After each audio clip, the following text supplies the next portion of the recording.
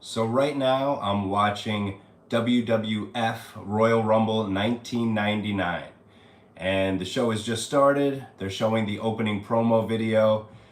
The main feud going into this Royal Rumble was Vince McMahon and Stone Cold Steve Austin. And Vince McMahon decided that he was going to enter the Royal Rumble match. Stone Cold Steve Austin is also in the Royal Rumble match. So the whole match is centered around those two guys. Now there's some other big matches on the show, specifically The Rock versus Mankind for the WWF Championship in an I Quit match. So that's what we have to look forward to here. There's other matches on the show, but honestly, I don't even remember what's on this show, so I'm just going to enjoy it as it happens. This opening promo video is all about McMahon and Austin. Which is funny because this is a 30-man Royal Rumble match, and they're focusing on these two guys, and everybody knows these two guys are in the Rumble. So it's like, should we even pay attention to anybody else? Because we're thinking, okay, one of these guys has to win, right? All right, the show is starting. Pyro's going off. And that arena is packed.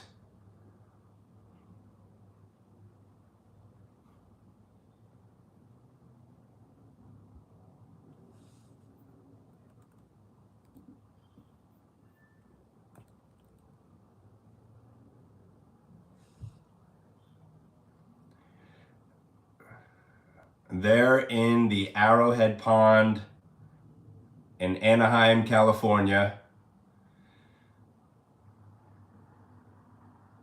Man, if you see how many people have signs in this crowd, you can see how super excited they were at this time. Attitude Era crowds were the best. Michael Cole and Jerry the King Lawler are on commentary right now.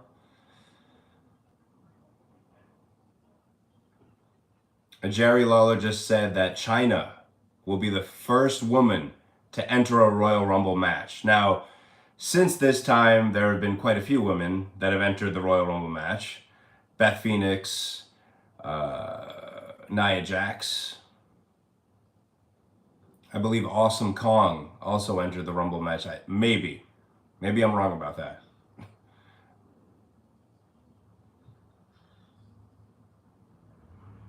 All right, here comes Road Dogg, who is the WWF Hardcore Champion.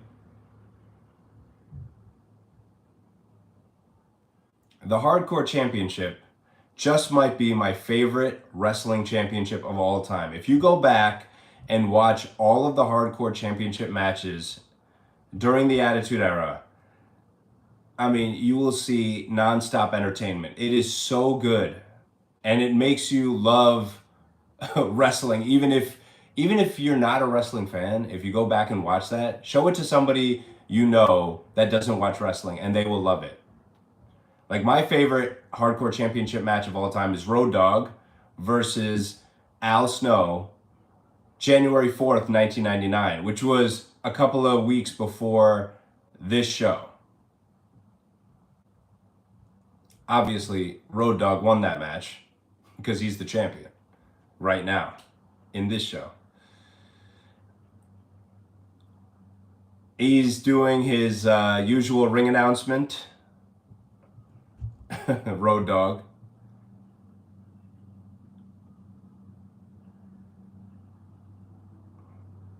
And this crowd is hyped. And this is for the hardcore title match. I mean, now it's hard to get people excited for anything, really. I mean, the WWE is doing well these days. But, I mean, this was at a time when every match on the card people were hyped for. Here comes Big Boss Man.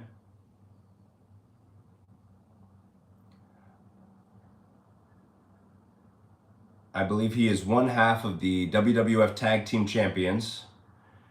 Big Boss Man, very underrated wrestler. You don't hear people talking about him. But he had some very entertaining matches, especially during the Attitude Era.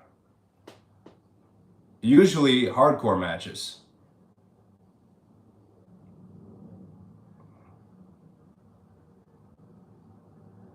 You can go back and watch Big Boss Man and Al Snow have their feud in 1999. It is hilarious, and they had such entertaining matches. Like at Fully Loaded 1999, that was an entertaining match between Boss Man and Al Snow for the hardcore title, I believe.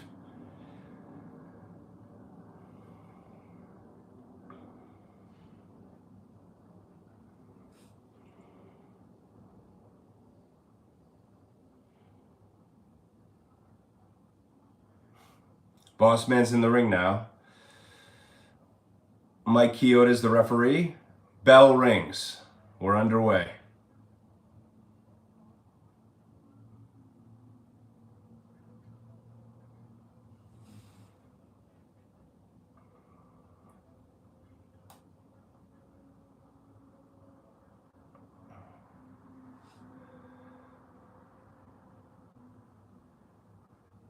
Boss Man is hitting the ropes a few times to warm up, and Road Dogg's just staring at him like he's crazy. And then Road Dogg just told him to, well, suck it.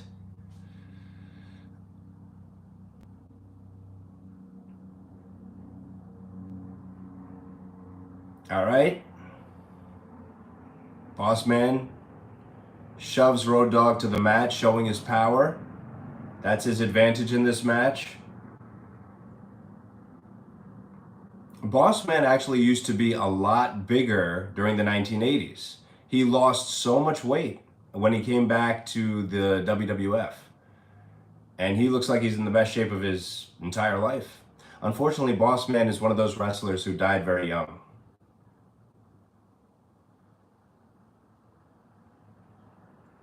Only a few years after this event, actually.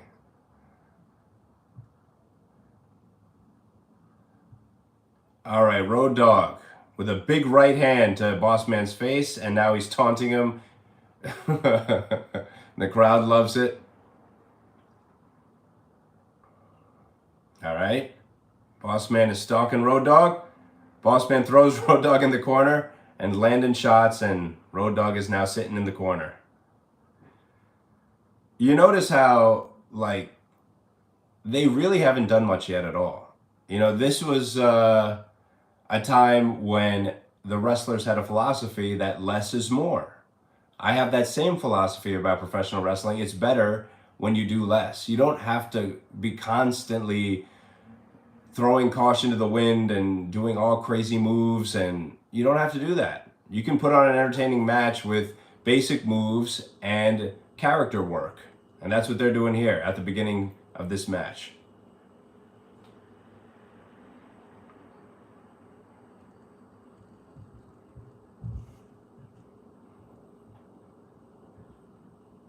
Boss Man is choking Road Dogg in the corner. And he is cursing off the crowd. Oh, whoa. Boss Man went for a splash in the corner. Road Dogg moves. Boss Man is on the top turnbuckle. Oh, and now he's split-legged on the top rope, and Road Dogg started shaking the rope up and down. Now Road Dogg's on top of the ropes, and he's giving punches to Boss Man in the corner. 10 punches. And then Boss Man just grabs him and hits a inverted atomic drop. And then Road Dogg hits a drop kick to Boss Man. He no-sold the inverted atomic drop.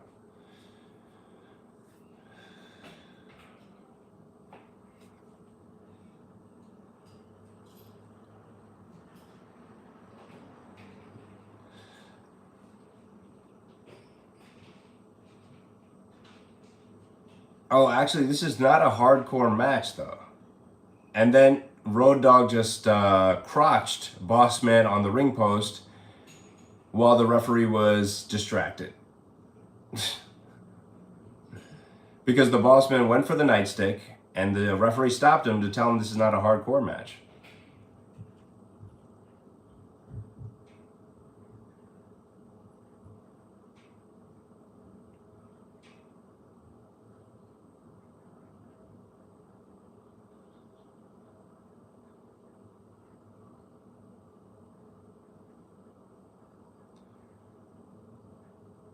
Wow, okay.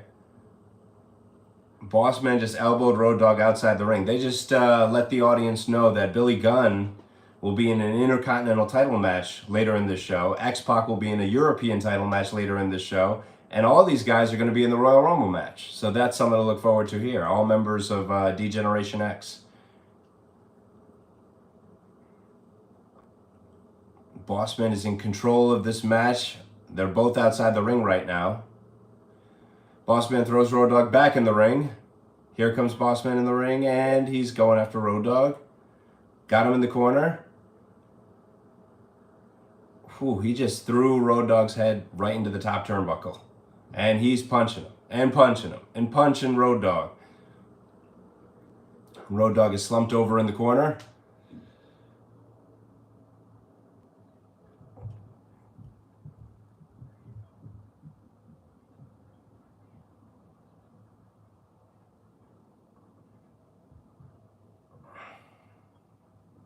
Road Dogg is fighting back now, landing some punches on Bossman, but Bossman poked him in the eyes.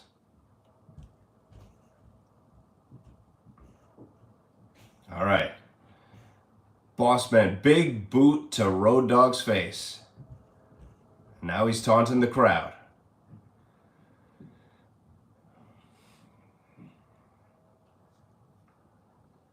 Ooh, huge Irish whip by Bossman to Road Dogg into the corner.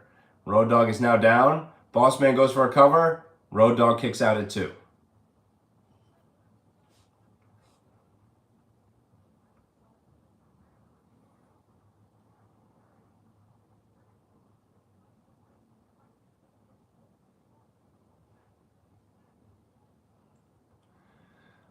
Oh, Bossman has a bear hug on Road Dogg now. Again, all basic stuff in this match. You didn't see anybody doing moonsaults off the top rope. No, not even an elbow off the top rope. Nothing like that. Not even a double axe handle off the top rope. Nothing. Nothing off the top rope. And that's the way it should be. I mean, all wrestlers are different. Some people like to do top rope moves and stuff. But I'm just saying, you don't got to do all that stuff. You don't have to injure yourself for the entertainment of others. You can do basic stuff like these guys. And Road Dogg and Bossman will be remembered forever. Road Dogg is biting Bossman to get out of the bear hug. And Bossman kneed him in the stomach. So Bossman is still in control of this match. Road Dogg climbing up into the corner. Bossman uppercut to Road Dogg. Now he's choking Road Dogg in the corner with his boot.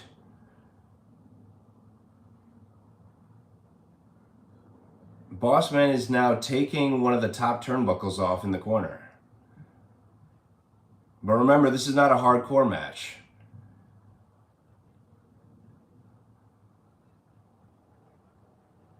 Bossman just slammed Road Dogg to the mat, goes for the cover. Road Dogg kicks out right before 3.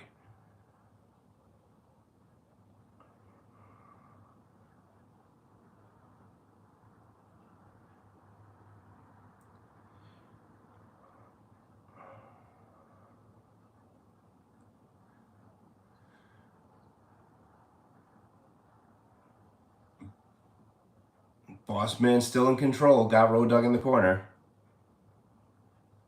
He didn't actually pull off the entire top turnbuckle. It's still there. Still, Bossman's in control.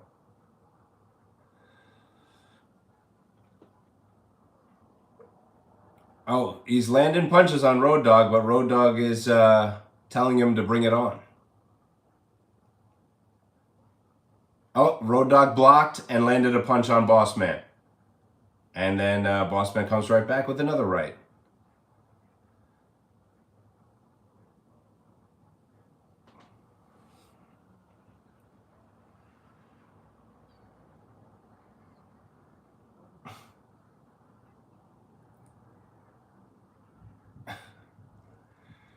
Bossman's still in control. He's got Road Dogg on the middle rope here.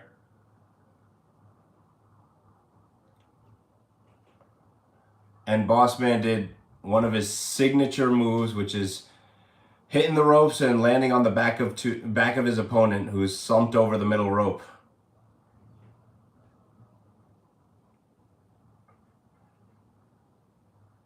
He's just wearing Road Dogg down, taking away all that manic energy that the Road Dogg has.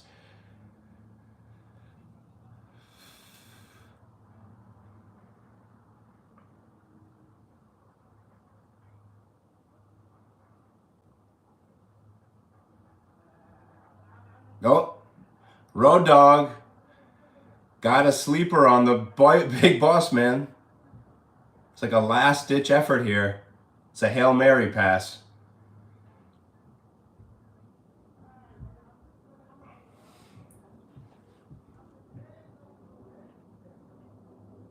Boss man got out of it and just hit a backbreaker on the Road Dogg. And Boss Man's basically dominating most of this match. He's absolutely whooping the Road Dogg. Boss Man going to the top rope. Big mistake. Road Dogg countered. Throws him off the top rope. This could be the turning point right here. Road Dogg could get right back into this thing.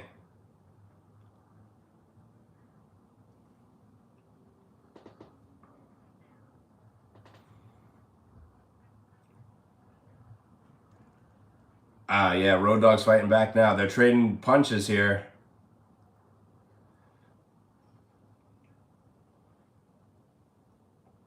Oh.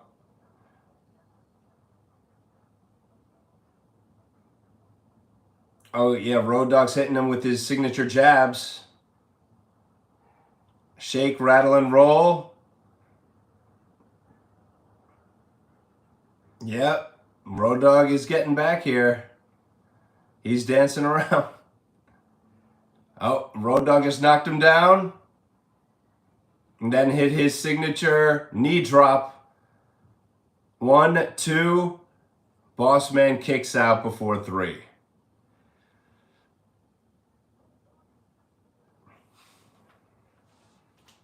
Whoa, Boss Man side slam.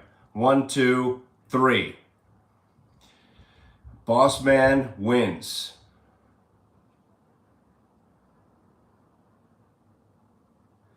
Yeah, so I guess that wasn't for the Hardcore Championship. It was just a one-on-one match. Doesn't win the title, but won the match clean. Yeah, they're emphasizing on commentary that Road Dogg's forte is the hardcore match. You see, if this match was a hardcore match, they're saying the Road Dogg probably would have won this match, or so that's the saving grace. You know, so they don't want to bury Road Dogg here. But I guess they're just saying that Bossman is the better wrestler because he just won in a straight-up match.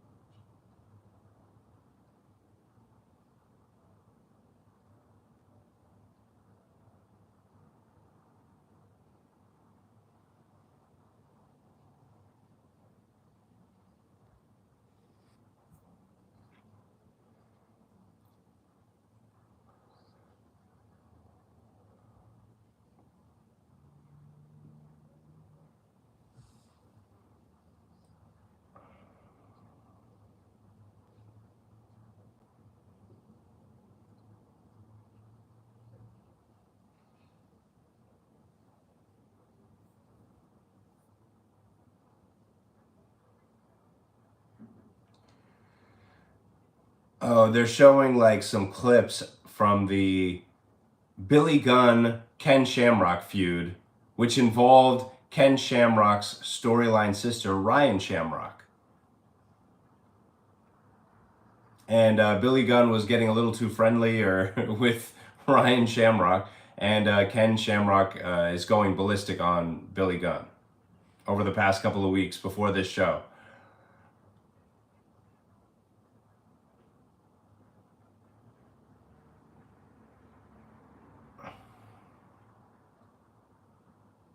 And here comes Billy Gunn.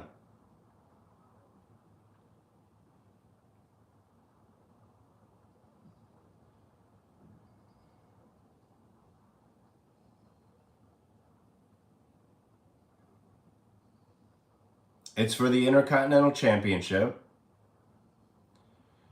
which I guess Ken Shamrock was the Intercontinental Champion at this time. And here comes Billy Gunn out here. You know what's interesting is Howard Finkel just said that this match has a 1 hour time limit. They used to say that during matches, so I guess to make it more realistic, because they don't want you to actually think that, oh, no, actually the company has this show perfectly timed out. You know, it's like, if this match were to go an hour, then they would have to cut some matches from the show, obviously. So,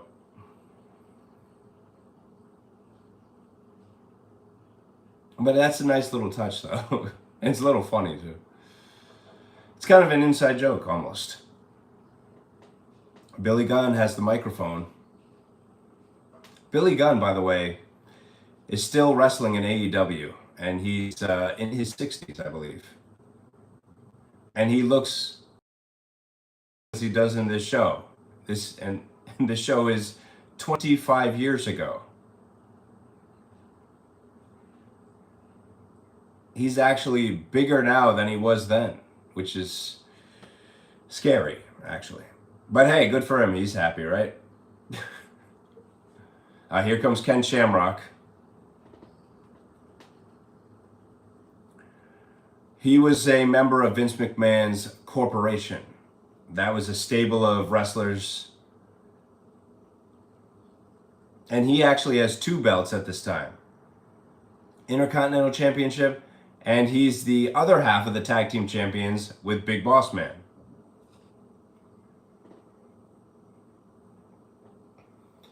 Ken Shamrock was a big deal. A lot of people thought that maybe one day he would be world champion. But he sort of just fizzled out during 1999.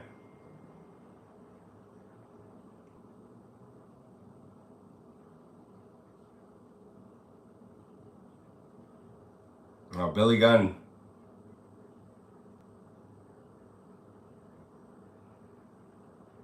Oh, Billy Gunn went right after Ken Shamrock. Ken is going right after Billy. It's almost like it's personal. That's what the commentators are saying. It is.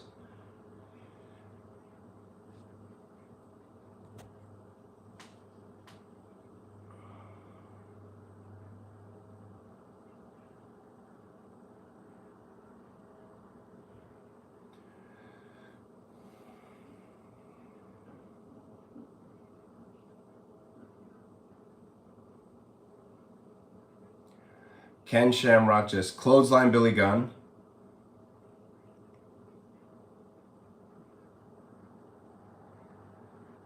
Oh, Billy Gunn just clothesline Ken Shamrock right back.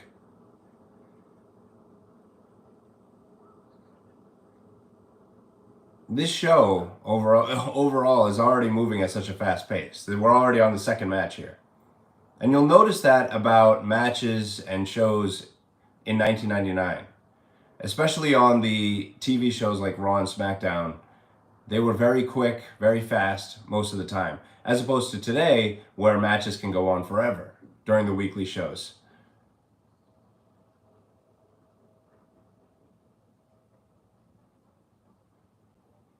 I mean, that's one of the keynotes of the Attitude Era. It's just a lot of like shock value and quick-paced action and moving from one thing to the next, to the next, to the next.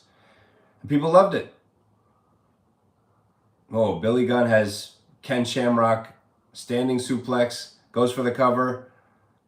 Ken Shamrock kicks out.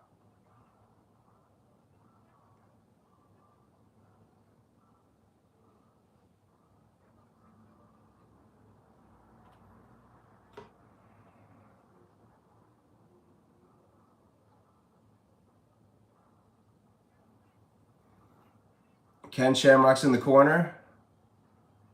Billy Gunn, went for a shoulder block. Ken Shamrock moved. Billy Gunn went right into the turnbuckle post with his shoulder.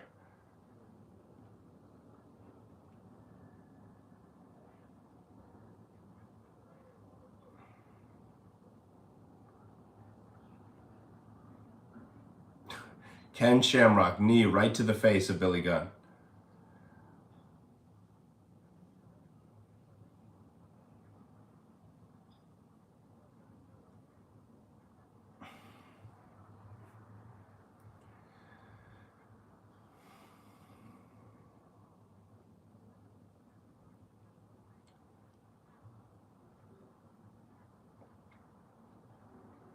Ken Shamrock, also in incredible physical condition. Still is to this day.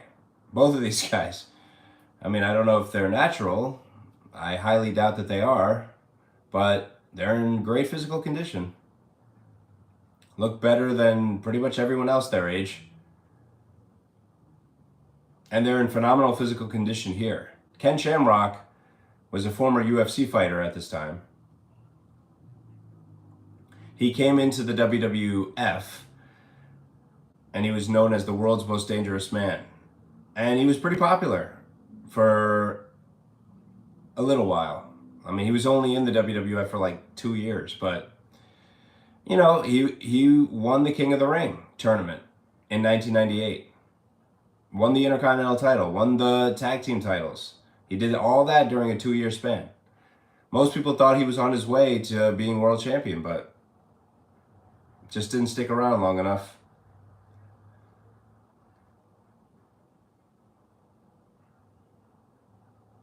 Meanwhile, he is in complete control of this match with Billy Gunn right now.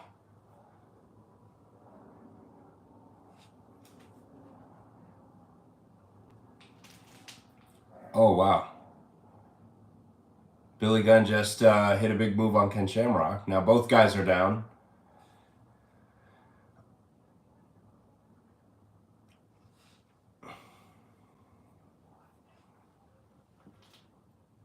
Billy Gunn goes for the cover.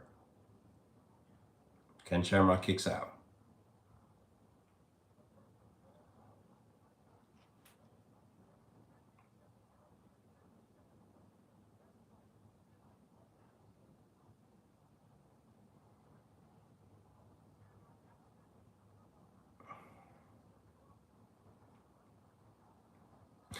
Billy Gunn's got Ken Shamrock in the corner, and now he's hitting the same punches that Road Dogg hit in the previous match.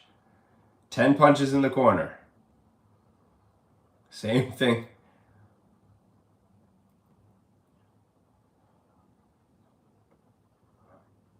Oh, Billy Gunn went to attack Ken Shamrock. Ken Shamrock pulled the top rope down. Billy Gunn flew right over the top rope. He's on the outside. Now Ken followed him outside. Kicked him right in the side of the head.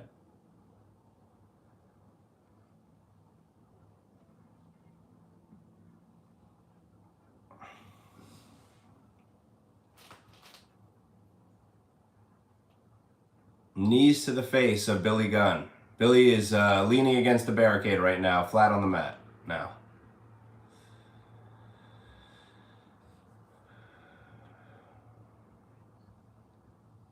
Oof. Ken Shamrock just threw Billy Gunn right into the turnbuckle post.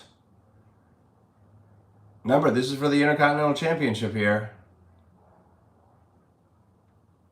Billy Gunn's got to fight back. Honestly, I don't even remember who won this match. It's 25 years ago. Ken Shamrock just threw Billy Gunn into the steel steps. And by the way, Ken Shamrock is the bad guy here. Billy Gunn's the good guy. And in the previous match, Road Dogg was the good guy. Bossman was the bad guy. Bossman and Ken Shamrock, both part of Vince McMahon's evil corporation. Billy Gunn, Road Dogg, part of the beloved D-Generation X.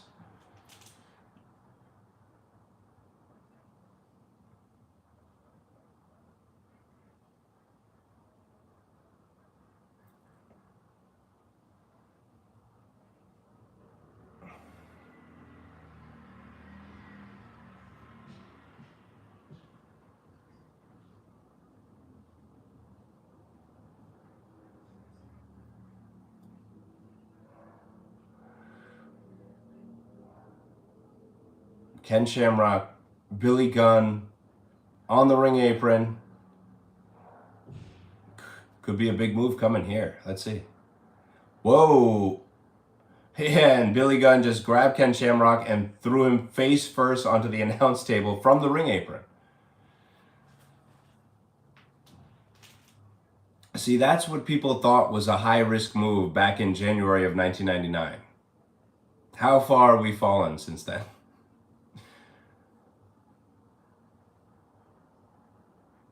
If you don't believe me, go watch AEW.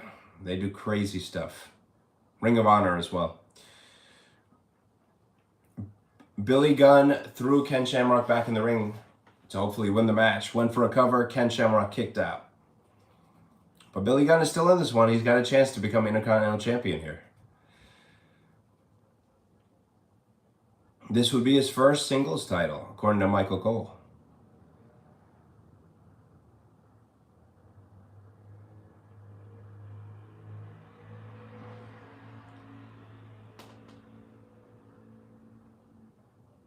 Ken Shamrock's getting back up now. Now he's stomping Billy Gunn. Remember, Ken Shamrock's finishing move is the ankle lock. And Ken Shamrock is attacking one of Billy Gunn's legs. Could be setting up the ankle lock later. Oh,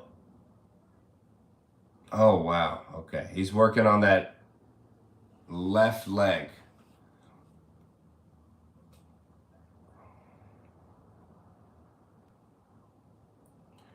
Oh, yep. Continues to attack the left leg, Ken Shamrock. Ken Shamrock is definitely setting up that ankle lock here.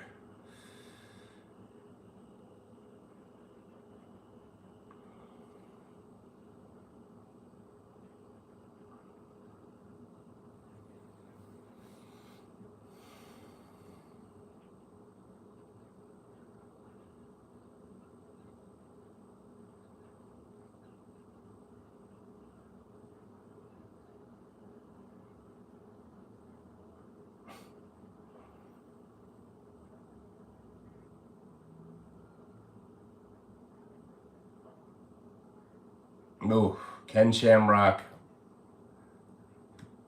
stood Billy Gunn up and then kicked him in the leg just to knock him down. Still working on that left leg.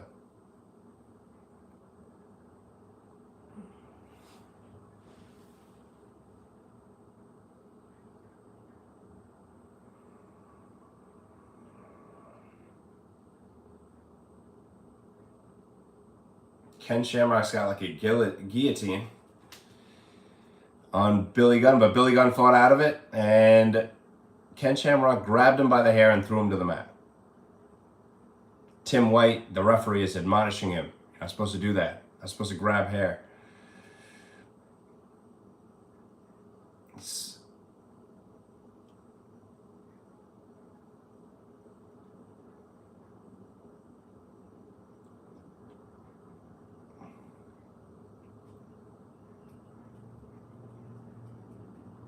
Ken Shamrock's got that same guillotine on, but Billy Gunn fought out of it again.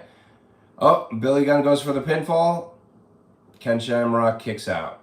And then Ken Shamrock, fisherman suplex, goes for the cover. 2 count.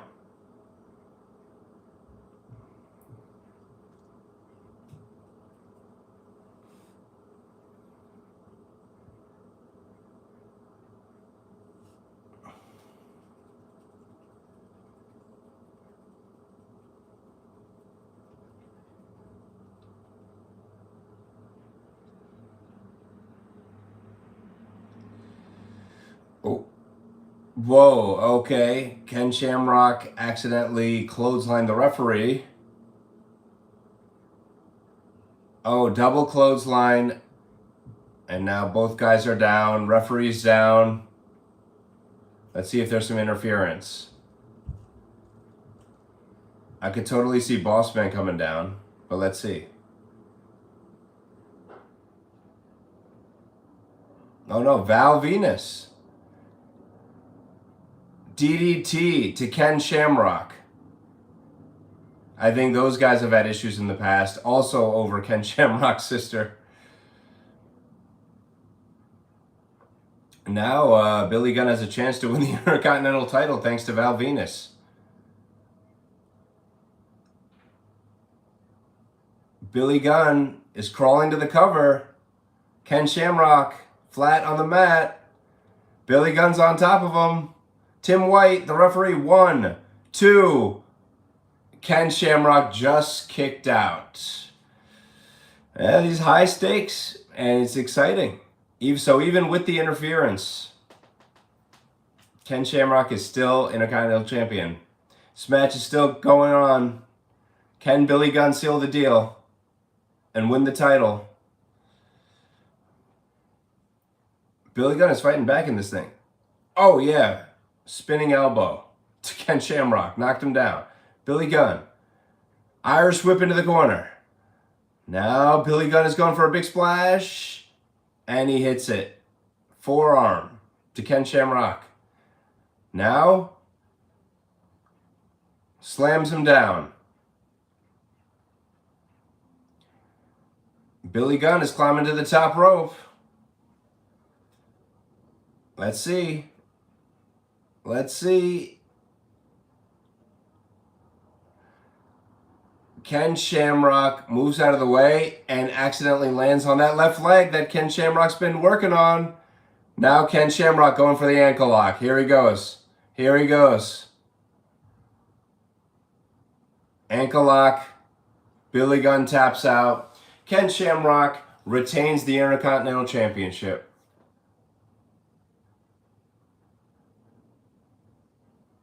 So even with interference from Val Venus, Ken Shamrock makes Billy Gunn tap out.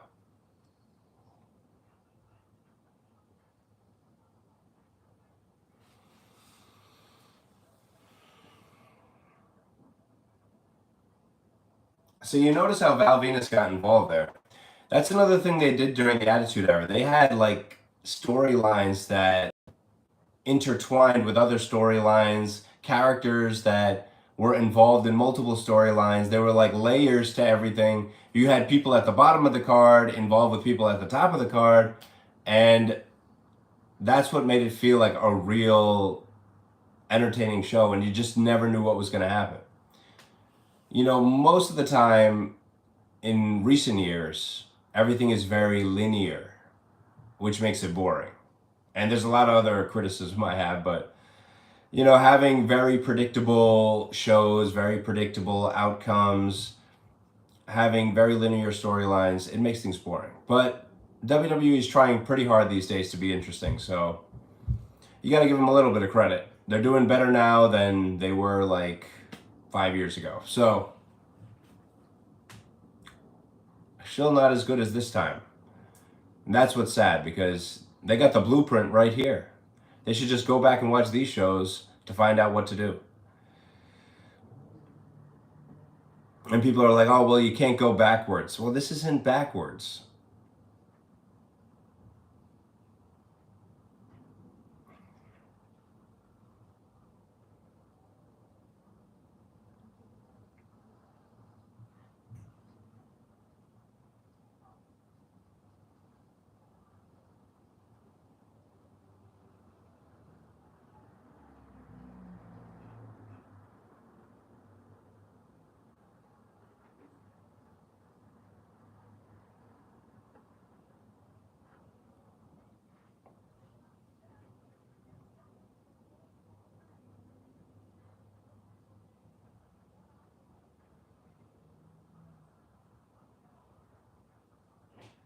They're showing Vince McMahon backstage with Briscoe, Patterson, Shane McMahon.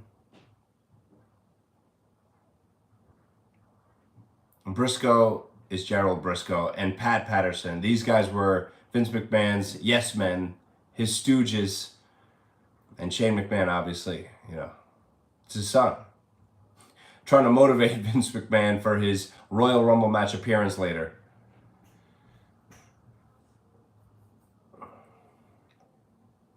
Next match is coming up now. Let's see who it is. The Brood music is playing. Here comes Gangrel.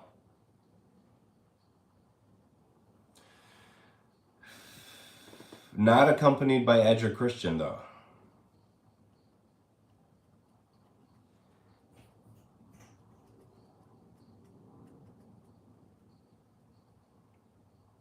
Let's see who his opponent's going to be.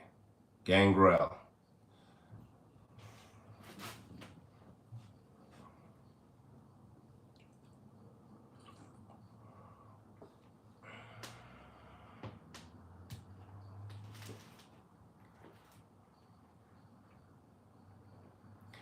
Gangrel, one of the coolest entrances ever. He comes out with all this like red flashing light with outstanding theme music. If you haven't heard the Brood's theme music or Gangrel's theme music, you got to listen to it. And then he comes to the ring, stands on the steps. He's got this goblet in his hand, which supposedly has blood in it, and he drinks it up and spits it out. Very simple, but awesome. And usually when they're on Raw or SmackDown, they come out from a pit of fire, and that makes it even cooler. The Brood's entrance, epic. Here comes X-Pac, I guess to defend the European Championship against Gangrel. X-Pac, still a member of DX at this time.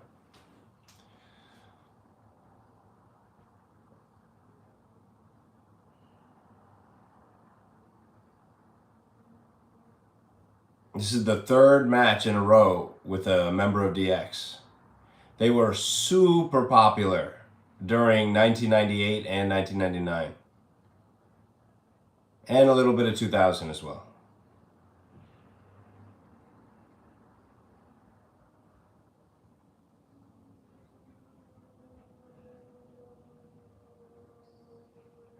There we go, European title on the line.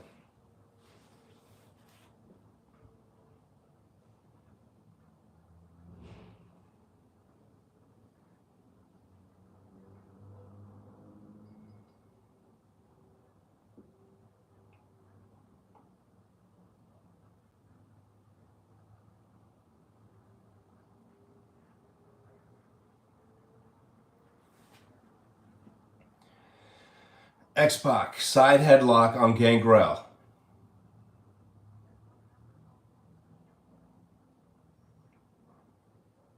They're starting off fast here.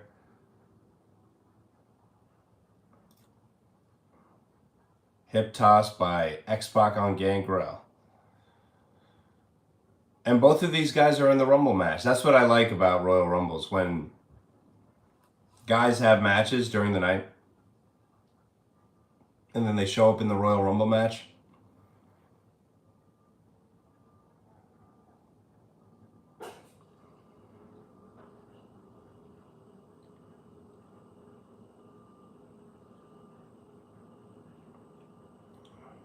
Backdrop by X-Pac. Leg drop by X-Pac. Goes for the cover. 1, 2. Gangrel kicks out. The Royal Rumble show is always my favorite show of the year. Although these days, not so much, because they have 2 Royal Rumbles in one night, and it's a little too much. But back then, you used to get a couple of really good singles matches, and then you got the Royal Rumble match.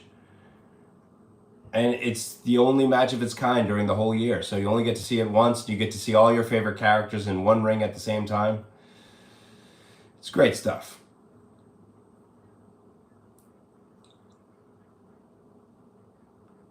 And in theory, the Royal Rumble match is a free-for-all. You know, it gives people who are at the bottom of the card, a chance to go to WrestleMania and compete for a world championship. So it's almost like winning the lottery here. I mean, it's like you're getting a chance that a lot of these guys would never get that chance. You know, somebody like Crash Holly will be in the Royal Rumble or somebody like that. And in no other way could he get a world title match. But if he's in the Rumble and he wins, he could get a world title match. Makes everything fair, sort of. But the problem is, as we all know, the Rumble winner is usually pretty predictable. I wish one of these days they would just pick a guy who nobody's expecting to win.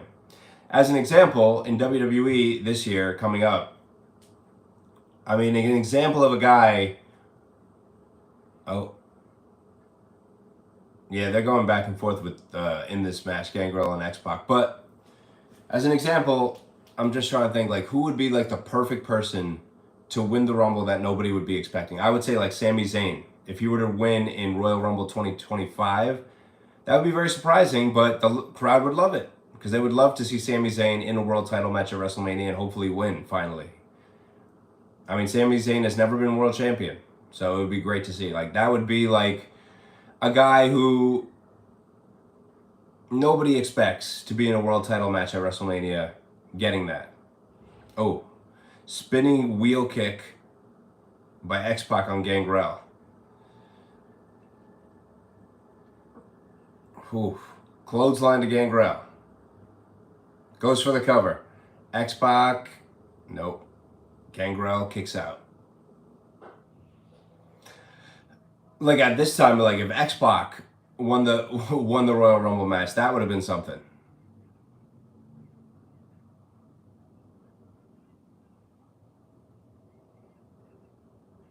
And there was a period of time where X-Pac was very popular during 1999.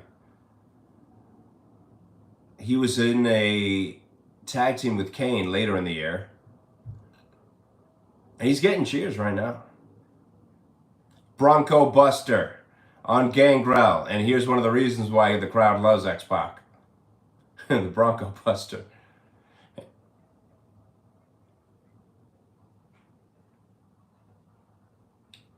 Another kick.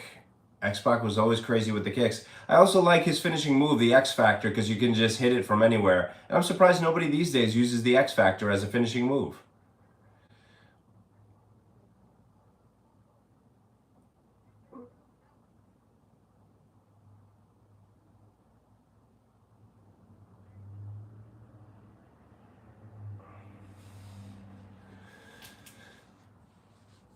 X-Pac on the top rope here. Crossbody. Somebody, it looked a little weird there. Nobody could tell who was pinning who, and the referee actually counted 3, but nobody knows who won. So the match continues. Bell hasn't rung, and the crowd is chanting "You effed up" to the ref, who is Teddy Long, by the way, who went on to become maybe the greatest general manager in SmackDown history. But here, at this time, he was just a referee.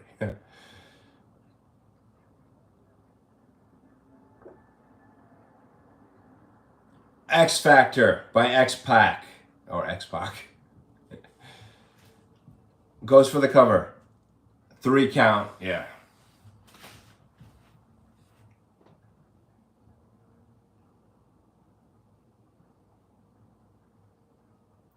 X-Pac retains the European Championship here in a decent match. Yeah, all of these matches so far have been okay. Real basic matches, nothing too crazy, but enjoyable.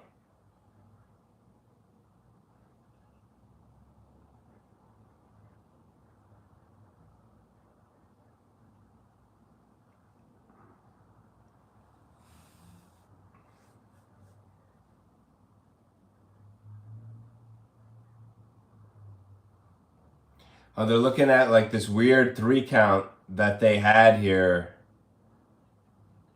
where Gangrel supposedly pinned X-Pac, but X-Pac kicked out, maybe? Either way, match is over. X-Pac's champ.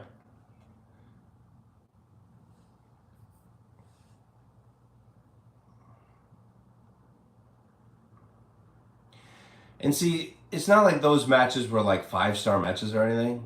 Those first 3, Big Boss Man versus Road Dogg, Billy Gunn versus Ken Shamrock, X-Pac versus Gangrel. But they were all solid, entertaining matches that the crowd enjoyed. And that's all you got to do. You don't got to do anything crazy.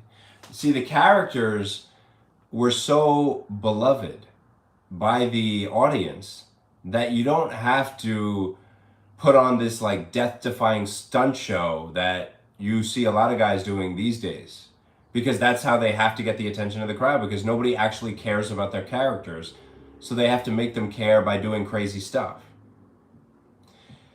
Kevin Kelly is interviewing Triple H, Road Dogg in China backstage.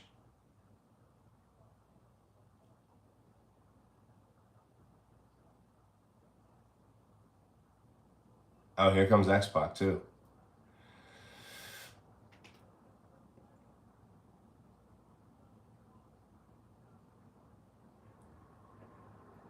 By the way,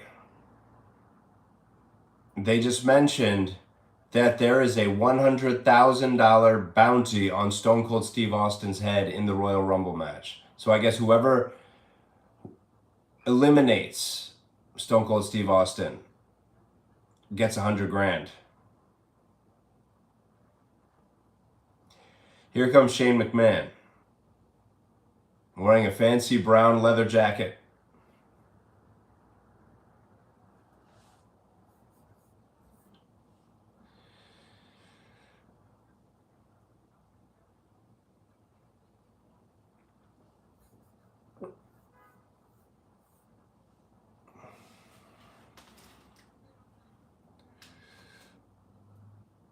Let's see what he has to say.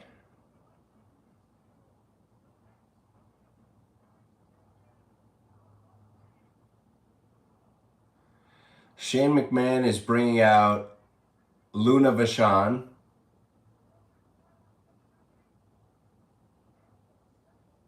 who unfortunately has passed away, I believe.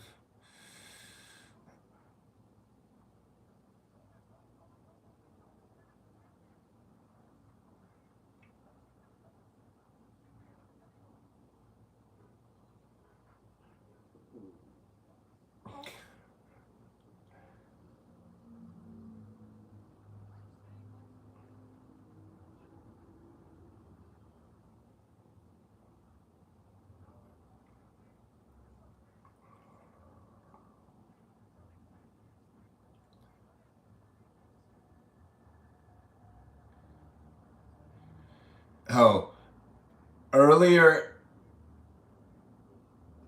in the night on Sunday Night Heat, they're showing this. Luna attacked Sable, who was the women's champion, and was attacking her back. And Shane McMahon is like, Sable is unable to compete because of a back injury suffered during Sunday Night Heat, so Sable has to come out here and forfeit her championship. Now Sable's in her ring here. Here she comes. She's selling her back.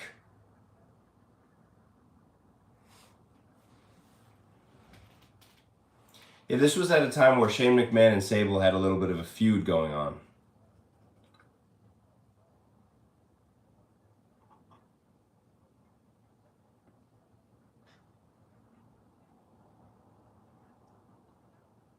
This was at a time when the women's matches weren't as amazing as they are today. They were usually short and sweet and to the point, though. They do a couple moves and the match is over. They only lasted a few minutes. Like these days, women can have like 20 or 30-minute matches. But these days, it was usually like more like 5 minutes. And sometimes it was 5 minutes of excruciating wrestling. So I guess this is a strap match for the Women's Championship. Sable versus Luna. Shane McMahon will be on commentary.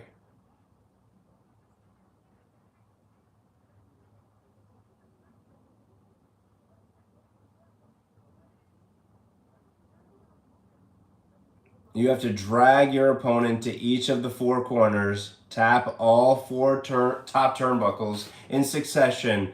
That's how you win this match. Ooh, Sable is whipping Luna. Ooh. Sable just pulled Luna into the turnbuckle on the outside. Ooh, Luna.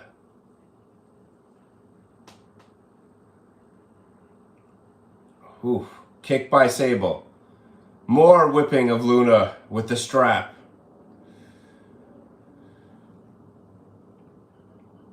Sable clothesline to Luna.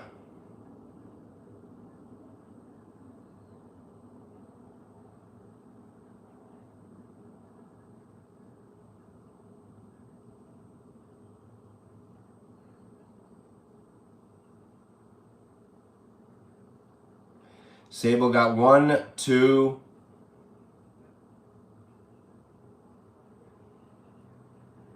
And Luna punched Sable in the stomach.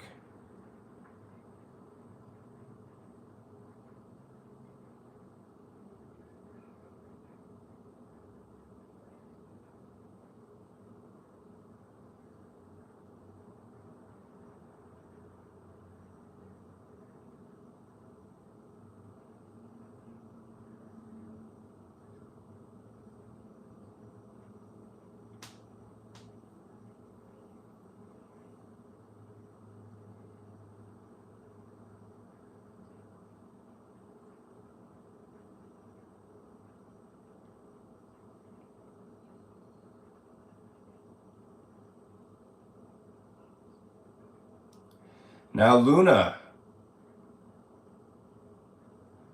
has hit 2 turnbuckles. Oh, Sable stops her.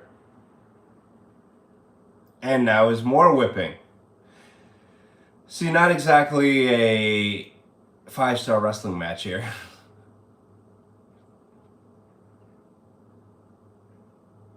Real basic stuff. Which I guess it's good that it's a strap match, because that gives them something to work with. They don't have to do a lot of wrestling. But backbreaker by Luna. No offense to Luna. Luna is from a wrestling family. And Michael Cole mentioned earlier her lifelong dream was to become women's champion. Oh, Luna is wrapping that strap around Sable's neck to choke her.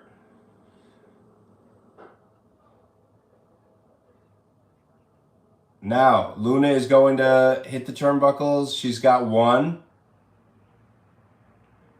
Oh, Sable is tapping the turnbuckles right behind her. So Sable has 1. Luna has 1. Now they both have 2.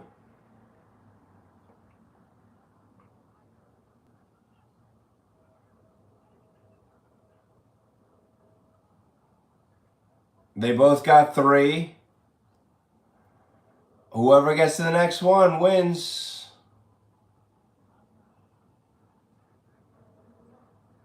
In succession.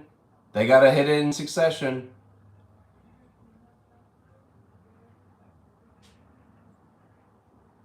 Sable is going for the last one, but Shane McMahon is distracting the referee.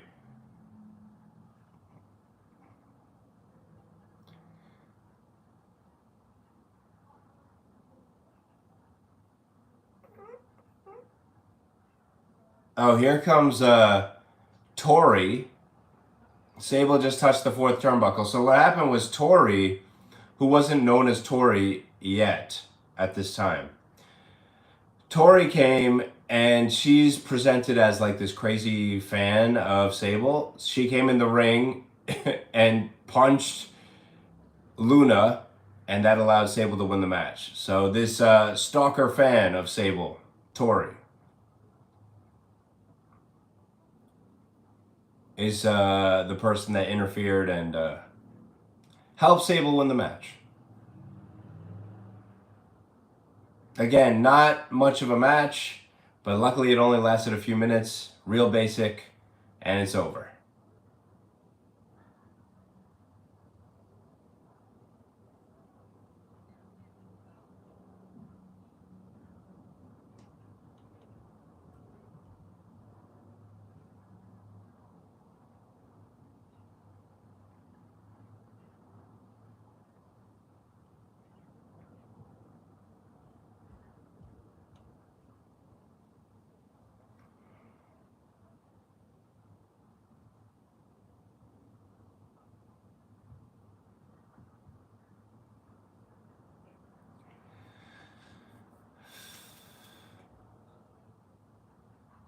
So we're about an hour into the show. We've already had 4 matches. Just keep that in mind. I mean, today's WWE premium live events are usually 5 matches, and the show lasts about 3 to 4 hours. 5 matches. We've already had 4 matches on this show, and we're only an hour in. What does that tell you? But hey, I prefer the quicker pace. Unless you're going to have a really great match, it shouldn't be long. Like, unless you're going to have like this epic battle. Which I believe they do have an epic battle coming up for the WWF Championship between The Rock and Mankind.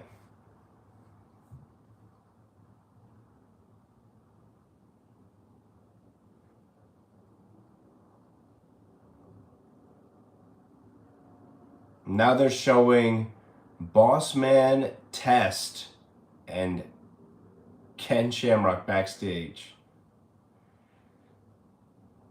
Talking about Bossman is going to do anything he has to win the Royal Rumble match.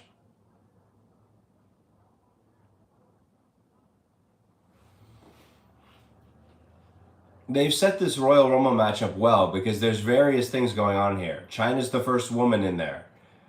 There's a $100,000 bounty on Stone Cold Steve Austin's head. A title shot at WrestleMania is on the line. There's so much going on here.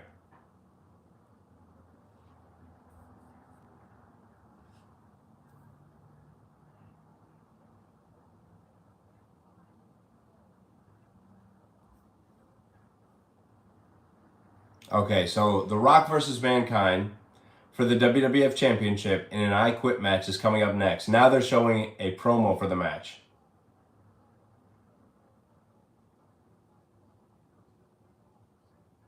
See, Mankind won the WWF Championship match. He won the WWF Championship at halftime heat during the Super Bowl, beating The Rock. And The Rock is trying to convince Mankind to give him a rematch. And Mankind says only if it's an I Quit match.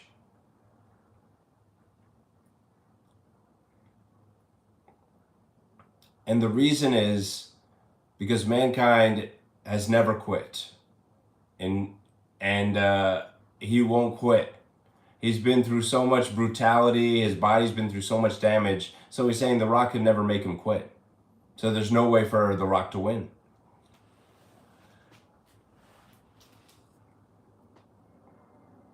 He's talking about, this is Mankind, talking about how he's been thrown on tacks. He's been through so much pain that there's nothing The Rock could do to stop him, to make him quit. The Rock is saying he's going to make him quit by dropping corporate elbows on him. Maybe a couple of rock bottoms too.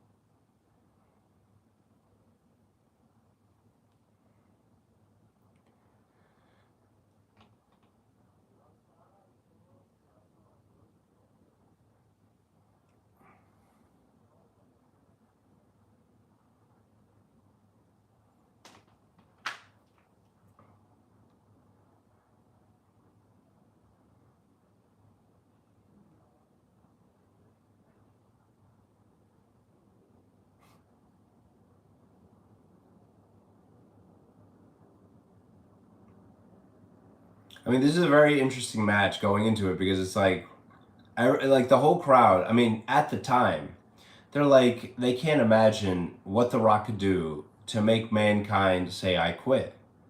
Like, that's the big question in this match. What could you do to a guy like Mick Foley to make him say, I quit? Now, The Rock, on the other hand, everyone would expect The Rock to lose this match. Mankind is WWF champion heading into this match. And everyone is expecting tremendous brutality in this match.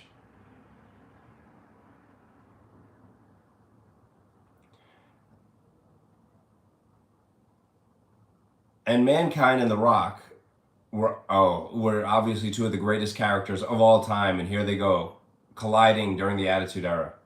Michael Hayes is interviewing The Rock backstage. Yeah, let's see what The Rock says.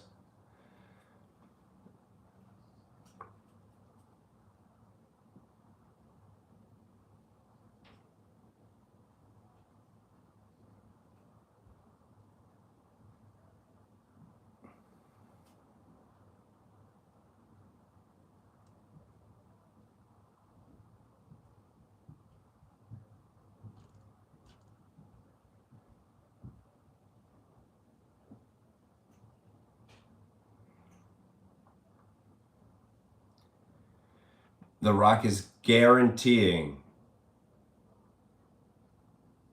that he's going to win this match.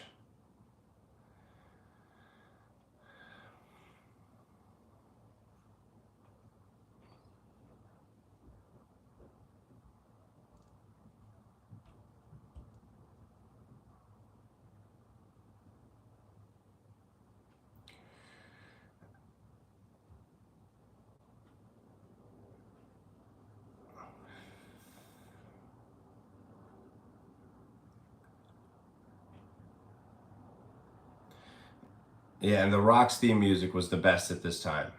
If you haven't heard it, go listen to the 1999 Royal Rumble. The Rock's theme during this time. It's the best. I think this is the best version of The Rock's theme. Here he comes. And he's wearing like gym clothes. That's what he's wearing in this match. Because really, it's kind of like a street fight. I mean, he's got to make this guy say, I quit. It really is a great story. Because it's like, if this match was happening right now, I'd be like, how is The Rock going to get Mankind to say, I quit? And I couldn't come up with anything. Like, what are you going to do to make that guy say, I quit? I mean, this is a guy who's been through it all. Meanwhile, can you make The Rock say, I quit? Most people would say, yeah, probably. This would almost look like an easy win for Mankind. And that's where the mystery is, because The Rock has turned into one of the biggest stars in the wrestling business at this time, one of the biggest stars in wrestling history. He's a huge draw for the company, along with Stone Cold Steve Austin. And it's just like, how are you going to end this match? The ending of this match is too hard to figure out if you don't know who wins or whatever. I mean, like, at this time, those people in the crowd right now, they have no idea what's about to happen.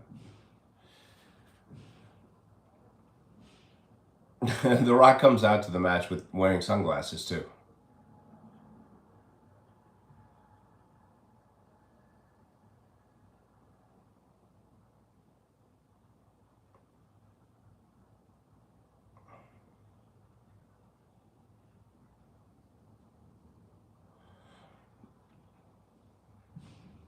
Here comes Mankind.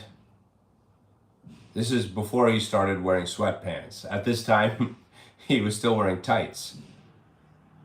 I liked when Mankind would wear sweatpants. Later in the year, 1999, he started wearing sweatpants, a white dress shirt, and a tie.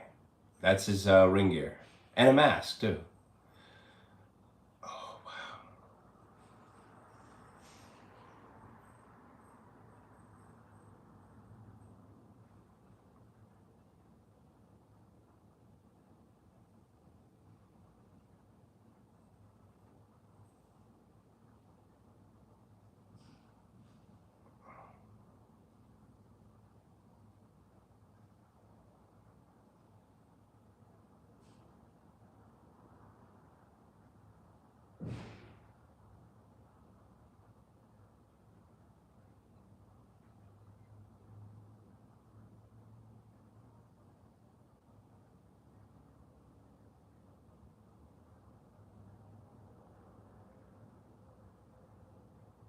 Oh, match starting.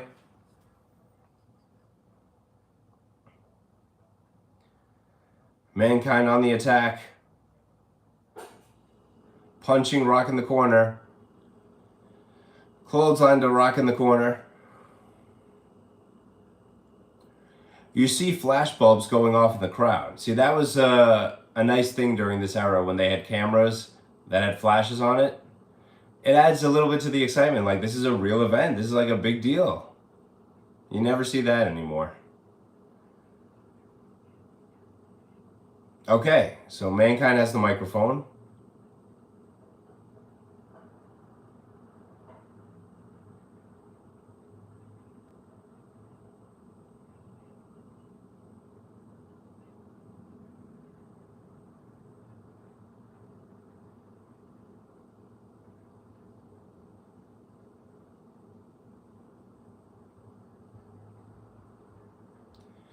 Mankind Bulldog to the Rock. Now Mankind has mounted the Rock and is doing some ground and pound.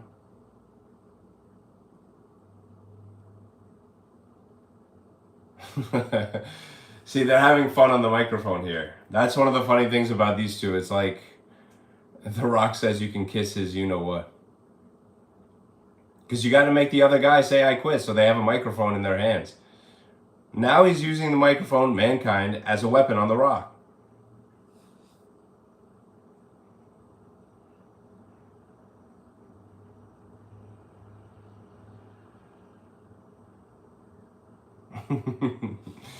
The Rock is not quitting. Mankind is trying to get him to quit. The Rock says he's going to beat him up. Mankind, cactus clothesline over the top rope. Both guys are on the outside.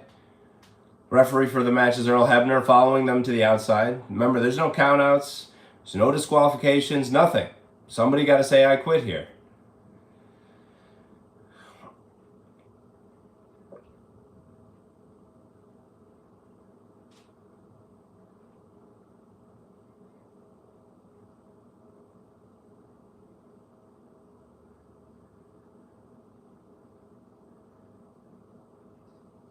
Oof. Mankind went to Irish whip the Rock into the steps. The Rock reversed it and threw him so hard into the steps that Mankind flipped over the steps, which is a signature sell of Mick Foley. Now the Rock is on commentary. He got a lot going on here in this match. The Rock is on commentary. He's got the headphones on. And he's distracted, but now Mankind attacks him from behind. The Rock's arrogance is costing him here. Mankind is punching him. Mankind throws the Rock into the timekeeper's table. Mankind's got a steel chair to the back of the Rock.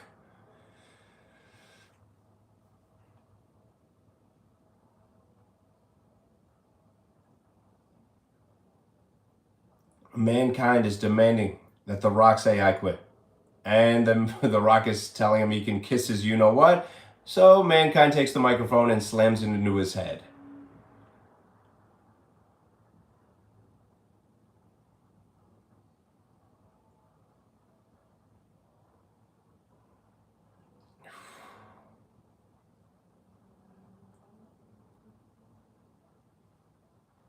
Oh. Double arm DDT by Mankind in the middle of the ring, but no pinfalls. He's got to get the Rock to say, I quit. Oh, Mankind pulled out Mr. Sacco. Mr. Sacco into the mouth of the Rock. For those of you who don't know, Mr. Sacco was a sock inside of Mankind's pants that Mankind would pull out, put on the sock on his hand, and then do a mandible claw to his opponent. So that's what's going on here. And it looks like the Rock is passing out. But remember, the Rock has to say, I quit. So this might not work so well. Earl Hebner just asked the Rock if he quits.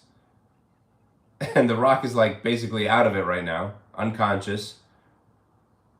And Mankind is telling him to get up. He said he's going to split open the Rock's eyebrow. The Rock's signature corporate eyebrow. At this time. It used to be called the People's Eyebrow.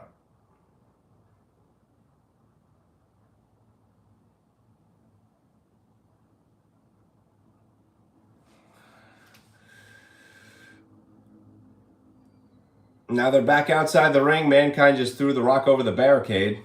Earl Hebner's following them. Now, during the Attitude Era, they used to fight in the crowd a lot, which was fun because, like, the crowd will go nuts. I mean, everybody was freaking out because it was such an exciting time period.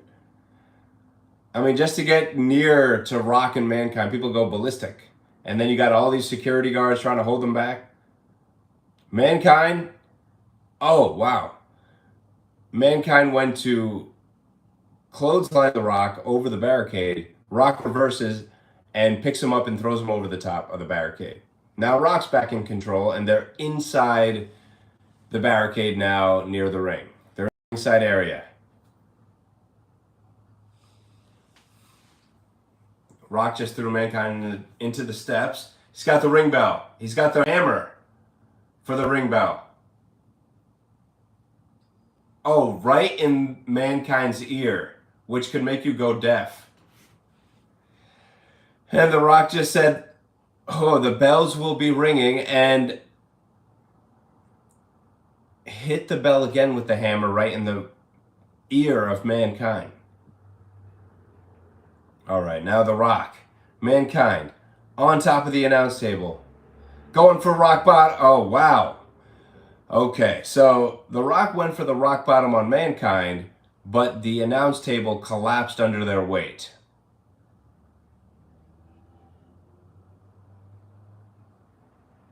The Rock is telling Mankind to say, I quit. And Mankind says, up yours, Rock.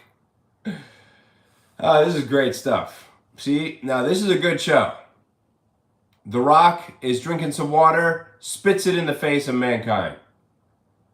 This is just outright disrespect. This is my kind of match. You got violence, you got disrespect, you got fun on the microphone, inside the ring, in the crowd. This is just a free-for-all here. Mankind just threw The Rock into the turnbuckle post. They're going up the entranceway now. Ooh, clothesline to the back of The Rock's head by Mankind.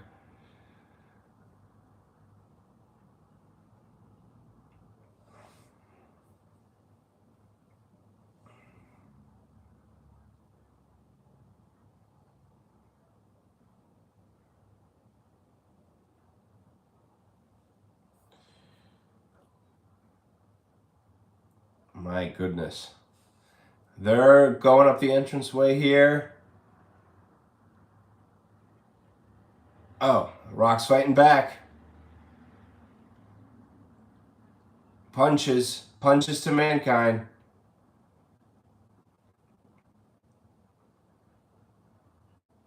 The Rock's got Mankind by the head, throws him into a table.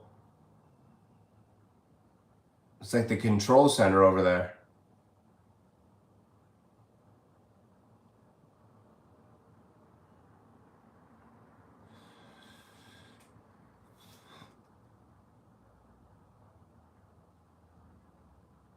Mankind's fighting back now. Punches.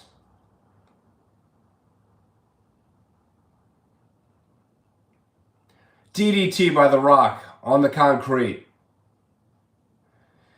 All right, Rock's got the microphone.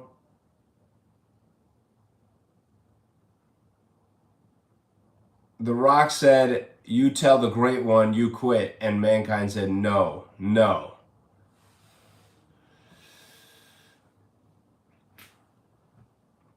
People are chanting for The Rock, even though The Rock is the bad guy here. You know, The Rock was such a popular character at this time that The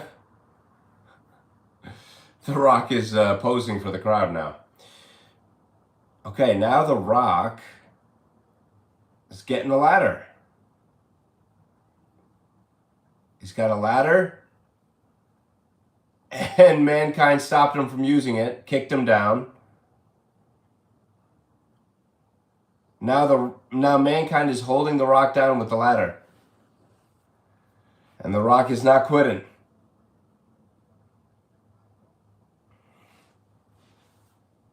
Mankind now in control. The Rock is laying flat. Oh, wow. Oh, wow. The Rock was laying flat under the ladder. Mankind went to drop an elbow onto the ladder, onto The Rock, but The Rock moved out of the way, so Mankind just landed right on the ladder. Whew.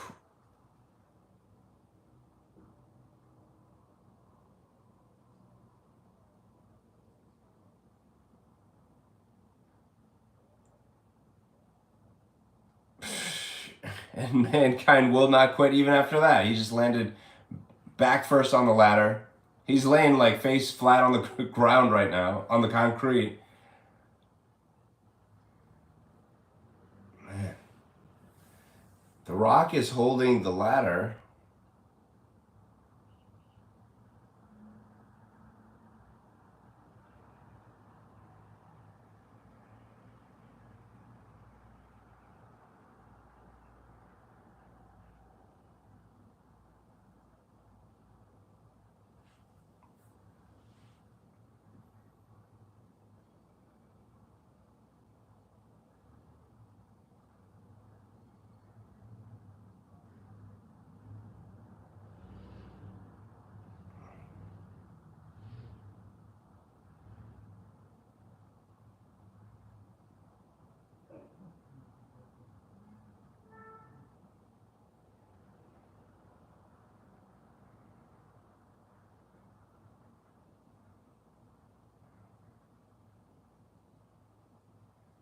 Oh my goodness, they are standing way above the floor, and they're like standing right outside this like gated area where the fans are, but they're high above the floor. They used the ladder to get up there, and The Rock just low blowed Mankind, but they're in a dangerous area here. Now The Rock is protected now because he's where the fans are, but Mankind and The Rock just punched Mankind, and Mankind just landed, and the lights went out in the arena because Mankind landed on this like electrical area or something. All these sparks start flying, the lights go out. See, now there's an exciting thing. The fans totally did not expect that. Obviously, it's a planned spot. But the fans were not expecting that. And they're loving this match, by the way. The Rock is climbing back down the ladder now. He landed on some kind of like circuit board. The circuits blew and the lights went out. And now here comes The Rock. He grabs the microphone from Earl Hebner, the referee. Mankind is basically dead on the floor.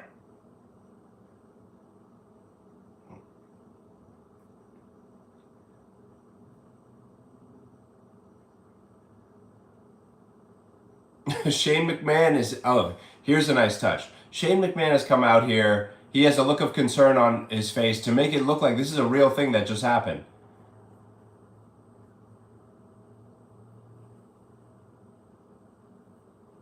And everyone's chanting for Foley. The Rock is saying this match is not over. He's going to make Mankind say, I quit. Shane McMahon is admonishing The Rock. Remember, Shane McMahon is part of the corporation with The Rock. They're on the same side. But Shane McMahon is kind of pretending like this is real. So he's trying to stop The Rock, which adds a nice touch to this match.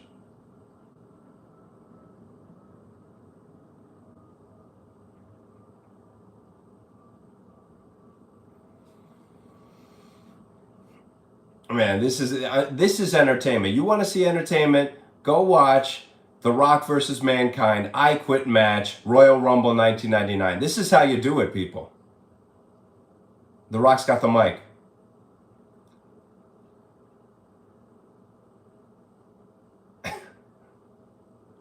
Michael Cole is begging The Rock to ask Mankind that if he quits or not, because he wants this match to end. I mean, people are concerned for Mankind at this point. He's been brutalized.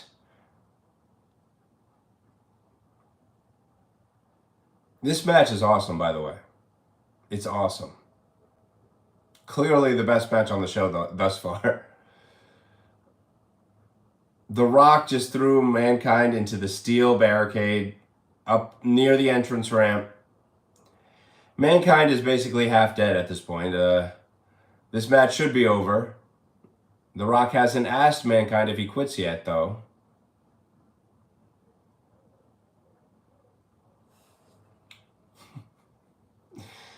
Oh, he's not done with Mankind yet. Now The Rock just threw Mankind into the ring. Man, you'll never see something this good these days. Never. And just to give you an example, this past weekend was Hell in a Cell 2024 with CM Punk and Drew McIntyre. The event was called Bad Blood, but they were in a Hell in a Cell match. That was the big draw of the show. They had a decent match, but nothing on the level of this match. This is what pro wrestling is all about. Mankind, Rock, I Quit match. The Rock just put handcuffs on Mankind. Handcuffed Mankind's hands behind Mankind's back.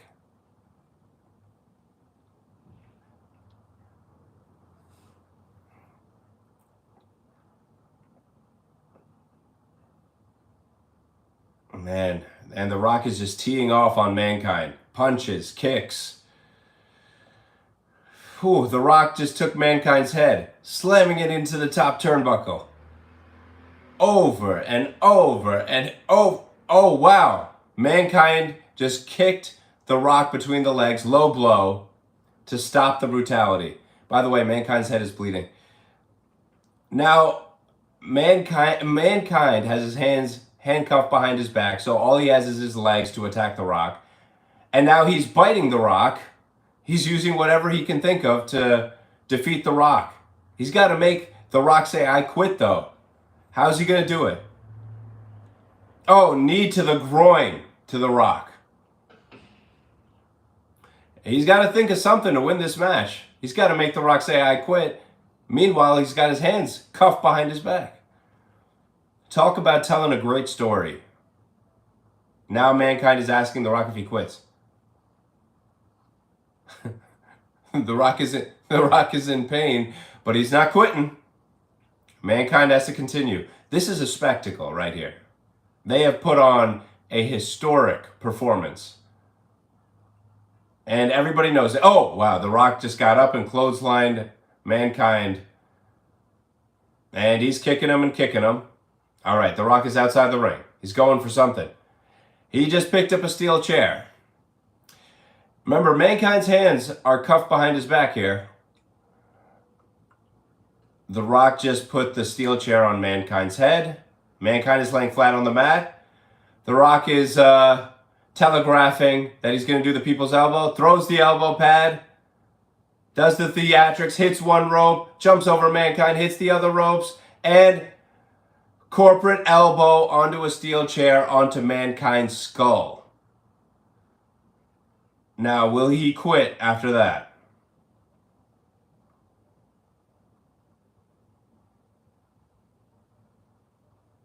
The Rock's asking him. And Mankind just told The Rock, go to hell, Rock. Now what's next? What is next? The Rock said he may go to hell, but first Mankind will be going there. The Rock's got the steel chair. Mankind's getting to his feet. And the steel chair to the head of Mankind. That's one.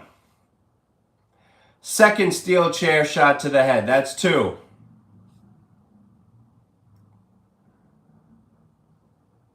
The Rock told him to say, I quit. Mankind said, you'd have to kill me. Okay.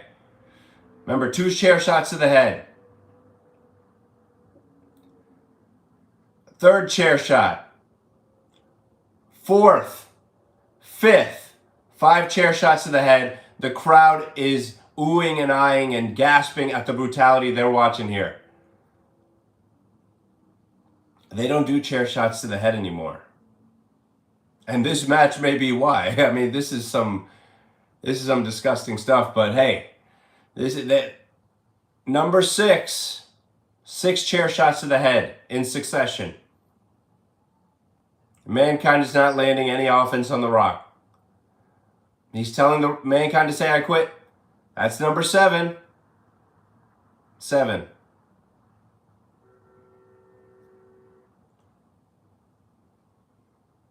Number 8. 8 chair shots to the head.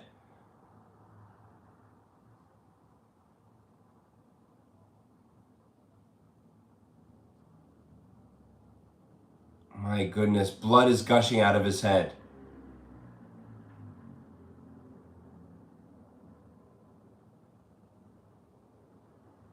Number 9 to his head. Number 9. Number 10 to the back of Mankind's head. Mankind is face flat on the concrete where the entrance ramp is. He's out. Now The Rock has the mic.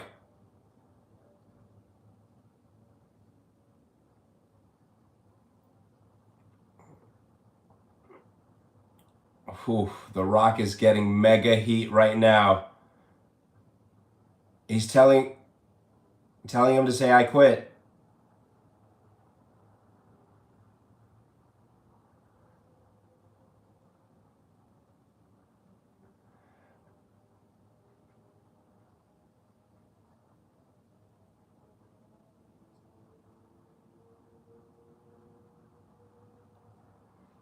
The Rock just put the mic to Mankind's mouth. Mankind is face down and he's unconscious.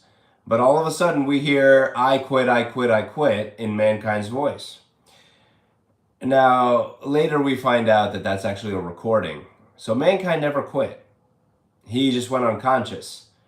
But they played this recording, and the referee hears it, so they ring the bell, and they award The Rock the WWF Championship. The Rock is the new WWF Champion after one of the greatest professional wrestling matches of all time. There's controversy over the finish, obviously, but hey, he's the champ. He won, and again, put on one of the greatest performances in wrestling history, The Rock and Mankind here. Again, this match from more than 25 years ago, still epic watching it today. You have to see this match if you've never seen it. You have to. My goodness. And this match really was a big notch on The Rock's belt. It was a feather in his cap to show what kind of performance he was capable of. I think up until this point, The Rock had never really had like an epic match, like a great match. This was probably the first match where everyone could say that, okay, that was, that was an all-timer. And remember, The Rock was a megastar at this time in the WWF. This was just before WrestleMania 15, a few months before. And what he just did in this match just brought him into a different, like a different solar system. People thought he was great before this. Now he was one of the greatest of all time after that one. After this match. The character work, and now what he could actually do in the ring, they're starting to line up, and he's just too good. Too good to be true is The Rock. And The Rock's still going strong today. He made a surprise return at WWE Bad Blood 2024. But, this guy, one of a kind. Once in a lifetime, Dwayne The Rock Johnson. Also Mick Foley, once in a lifetime.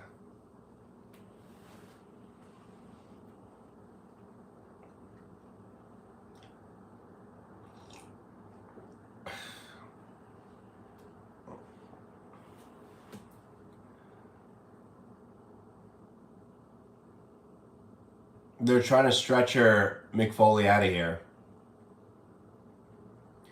But Mick Foley wants to walk out on his own power.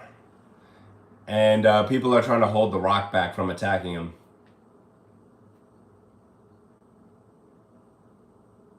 I'm telling you, you don't see stuff like this today. Nothing even close. Because it had a level of reality that you don't see today. It like by the end of the match, like people were, feeling something that they don't feel during wrestling matches. They had real sympathy for Mick Foley taking 10 consecutive chair shots to the head. It's like you don't see like stuff like that.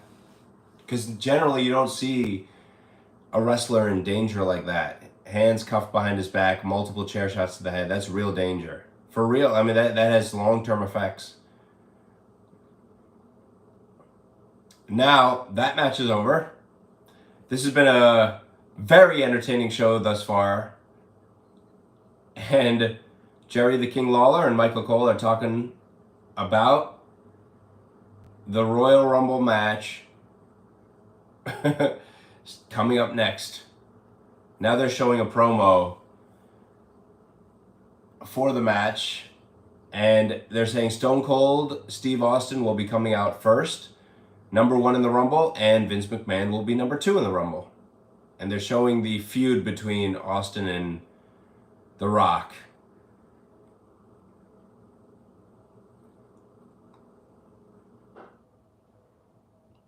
Which was the focal point of the show for really all of 1998.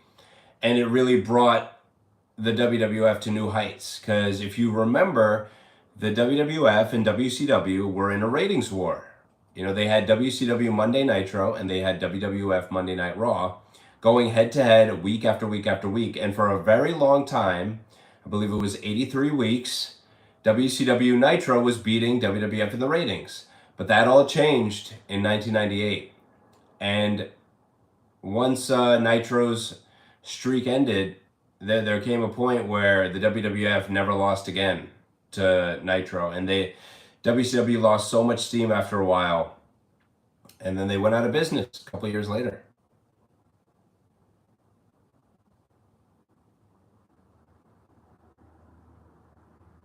Showing all the buildup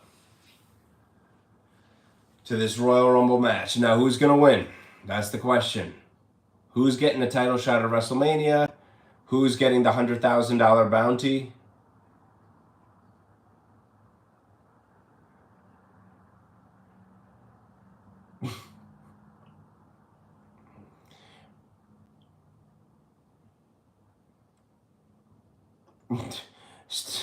Man, they even made Steve Austin fight for his Royal Rumble spot. He had to beat The Undertaker in a Buried Alive match, which he did. That's what they're showing here right now. So he's qualified for the Rumble.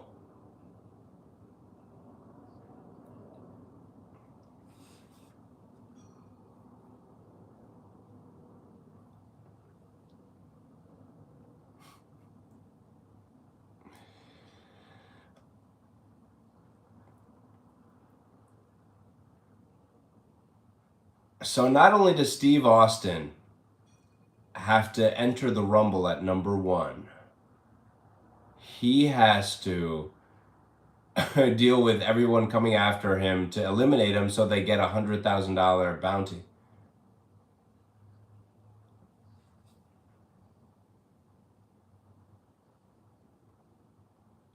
I'm telling you, this is the kind of stuff that wrestling is all about, man.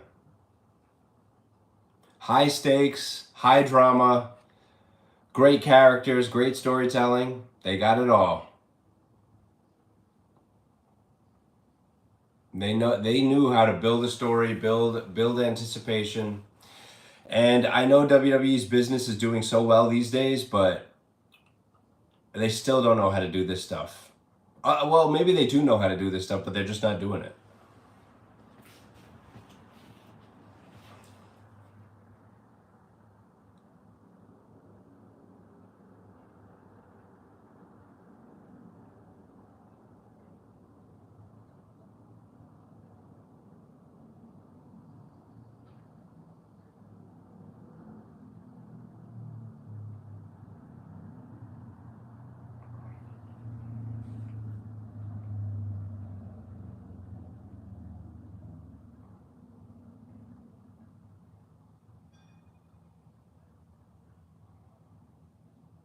Okay, they're showing a segment on Sunday Night Heat earlier in the night.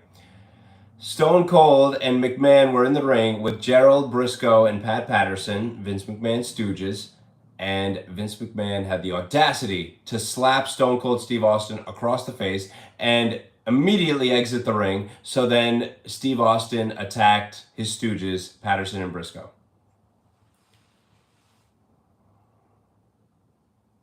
See, Sunday Night Heat was always a great kickoff show to the pay-per-views because it gave you a glimpse into what was coming next, but it was also a good show by itself, the Sunday Night Heat show.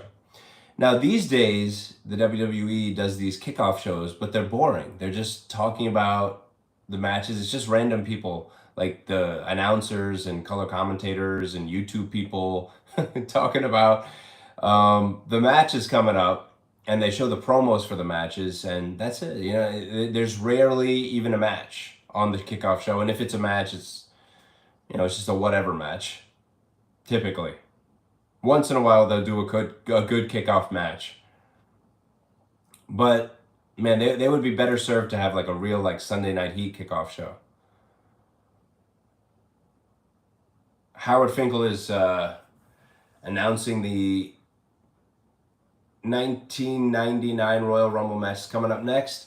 Every 90 seconds, a new guy comes out.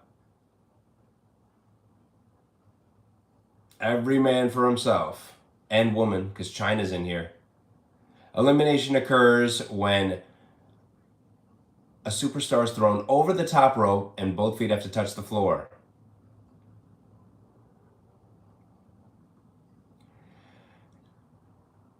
He's emphasizing, this is Howard Finkel, emphasizing that if you get thrown through the ropes, that doesn't count. It's got to be over the top.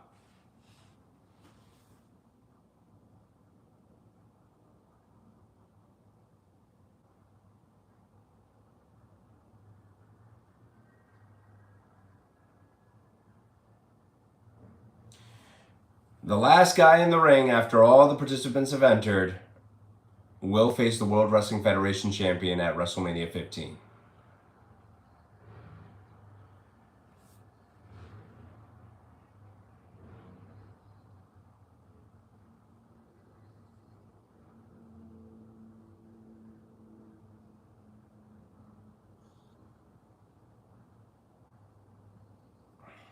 Here comes Stone Cold Steve Austin.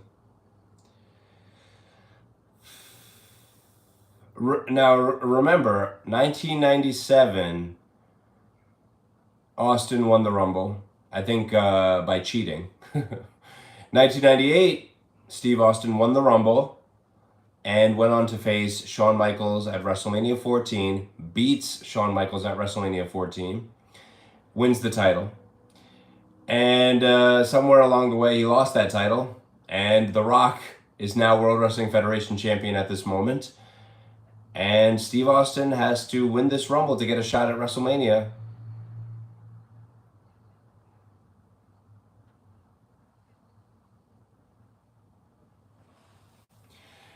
They're mentioning that this is Vince McMahon's very first professional wrestling match, and he will be coming out number 2 right now.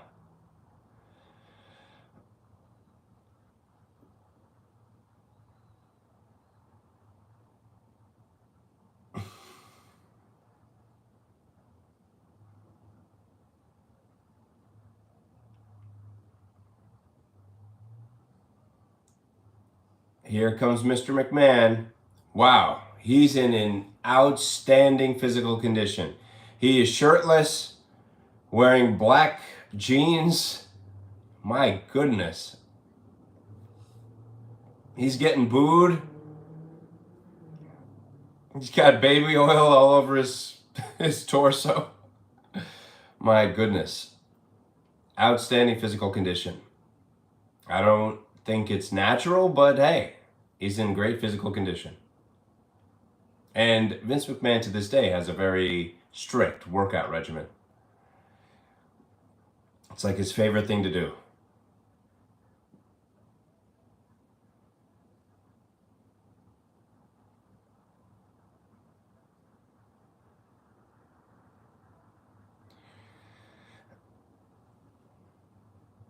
And this was before Mr. McMahon had theme music. Now, the theme music for this event, Royal Rumble 1999, was No Chance in Hell. And then Vince McMahon went on to use that as his theme song for the rest of his career. All right. McMahon, Austin. Everybody's taking photos here. All right, bell rings. Oh, Austin is landing shots on McMahon. On McMahon. Oh. Now he's stomping, Vince McMahon stomping a mud hole in him. And the crowd loves it, man. Because to see an employee beating the heck out of their boss, that's what everybody wants to do, right? And so people really connected with this storyline and really connected with Steve Austin. He's the blue-collar guy beating the heck out of his boss. Double middle finger to Vince McMahon and a slam to Vince McMahon.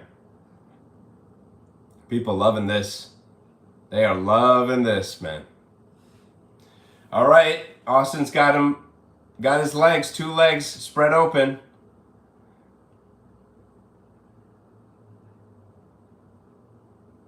He's gonna do a groin shot. Stomped on his groin.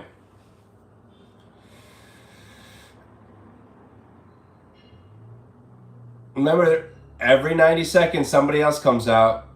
So Austin is asking the crowd, should he throw Vince McMahon out?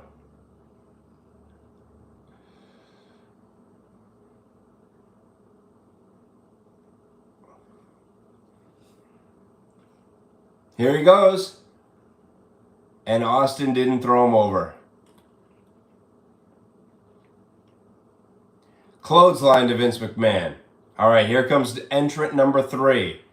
Who is it? Golga. Here comes Golga from the Oddities. Golga is a masked wrestler who wears an Eric Cartman t-shirt. Cartman from the show South Park, which was extremely popular during this time, by the way. Luthez press by Austin on McMahon. He is punching McMahon in the face, and Golga breaks it up. Remember, there's a $100,000 bounty on Steve Austin. Whoever throws him out gets $100,000. And that's why Golga broke that up. Golga wants $100,000. Oh, Austin just eliminated Golga. Vince McMahon rolled out of the ring. Now, Vince McMahon has not been eliminated because he went under. He didn't go over the top rope. Austin just went through the the second rope and the top rope to the outside. Now, neither of these guys is eliminated, but they're fighting in the crowd now. Austin and McMahon. McMahon is trying to run away. Austin is chasing him. My goodness. This is pandemonium over here. Because the ring is empty. There are no participants in the ring. McMahon and Austin, who are still in this match, are now fighting through the crowd.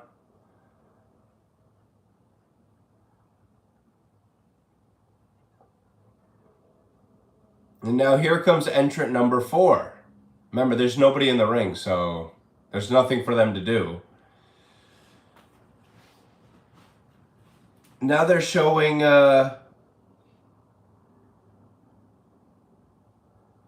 McMahon and Austin fighting in the restroom now. I believe. Oh, it was a trap. Here comes the corporation to beat up Steve Austin. There was Test, Ken Shamrock. Wow. Test, Ken Shamrock, Big Boss Man beating up Austin.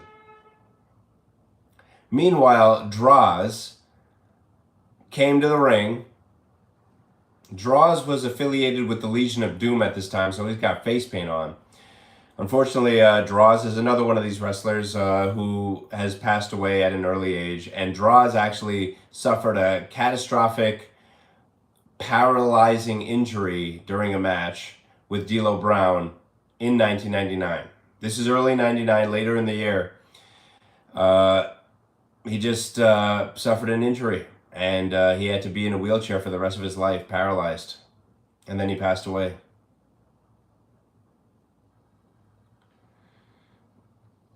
Oh, here comes Edge, who is now known as Adam Copeland, his real name, in AEW. But this was back when he was a young gun. All right, Edge and Droz. Edge is the number 5 entrant.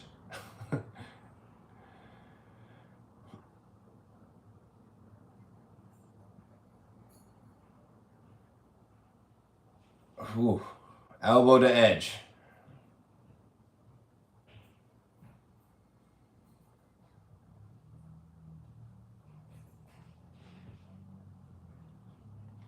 I don't know if I agree with them having like 2 guys that are really at the bottom of the card come out here after what just took place between Austin and McMahon.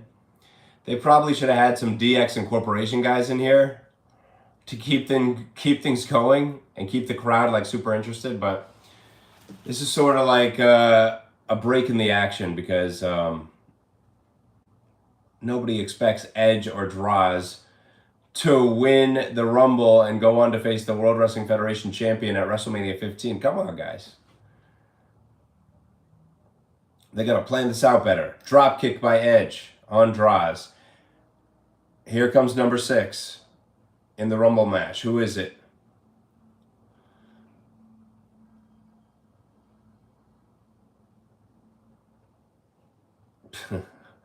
Here comes Dwayne Gill, but at this time he was Gilbert, which was a parody of the WCW wrestler Goldberg. Gilbert is like not even 200 pounds. He comes out to the ring with a fake tattoo on his arm. He's kind of out of shape. And he has like little sparklers instead of the pyro that Goldberg has. But other than that, you know, he's bald-headed like Goldberg. He wears black trunks like Goldberg.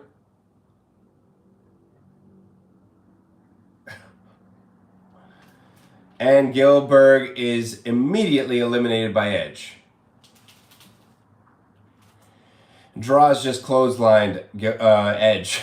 Gilbert is out of the match. And now they're showing Steve Austin face down in the restroom after being beaten, basically unconscious, by the corporation. So I guess we won't be seeing him for a while. Now here's the match going on with Draws and Edge.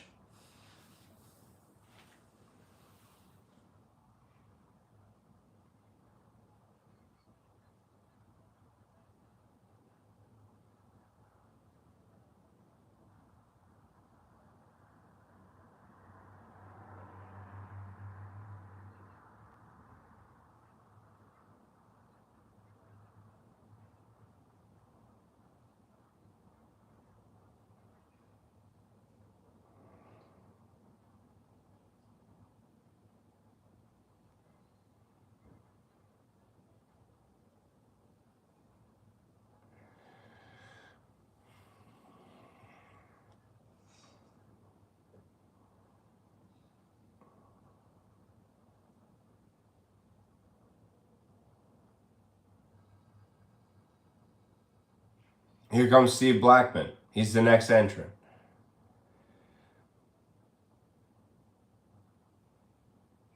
Now Steve Blackman, chop to Draws.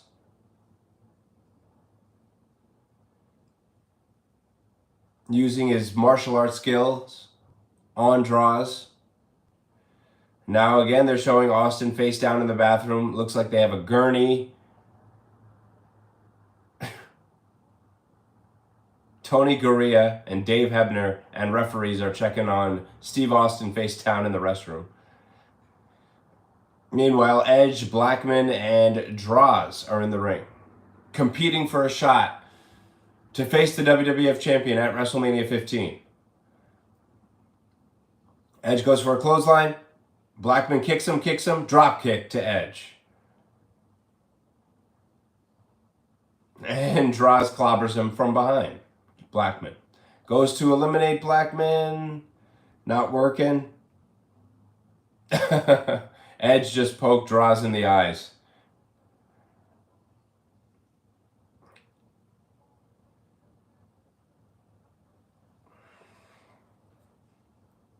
Here comes the next entrant.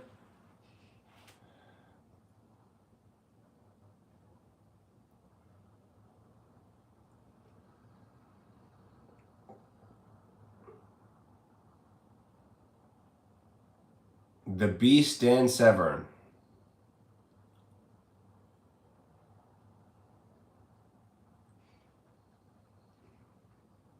Oh, Dan Severn goes right for Blackman. And the commentary mentioned these two have had some issues.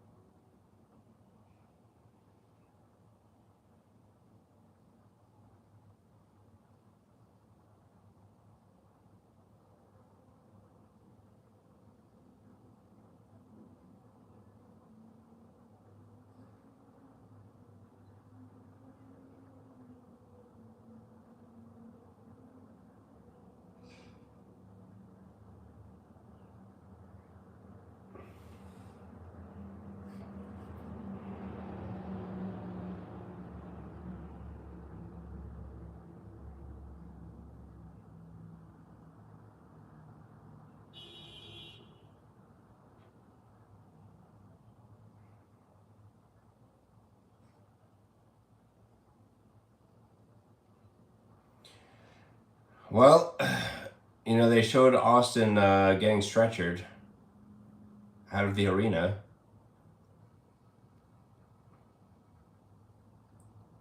Here comes Tiger Ali Singh. You know, no offense to these guys, but all of these guys were considered lower card wrestlers at the time. See, the focal point of this match is just them showing what happened to Austin. They're keeping the focus on this whole Vince McMahon Austin thing. So they just put Austin in an ambulance. I guess that's why they put all the lower card people up front, so that they could keep cutting away from the action to show the Austin stuff. And Austin goes away in an ambulance. So now the crowd thinks he's out of it. Meanwhile, in the ring, you have Droz, the Beast Dan Severn, Edge, Tiger Ali Singh, and Steve Blackman. None of these guys have a chance of winning the Rumble. But in the story, technically, they all have a chance to win. One of these days, they gotta have a surprise winner, man. Maybe next year. Tiger Ali Singh presses Edge up. And Edge is trying to eliminate Tiger Ali Singh. I don't know why Tiger Ali Singh didn't get a bigger push. I don't know if there was backstage issues or whatever, but he could have been an interesting heel.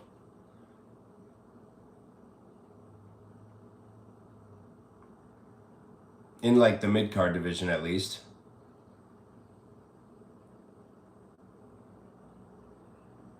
Here comes the Blue Meanie from the Job Squad. There was a stable called the Job Squad of guys who constantly lost matches, like the Blue Meanie, Al Snow, Hardcore Holly, and those guys really got that over. They all had these Job Squad t-shirts that said, pin me, pay me. They were okay with losing all their matches apparently. But they were popular. They were undercard wrestlers, but still very popular.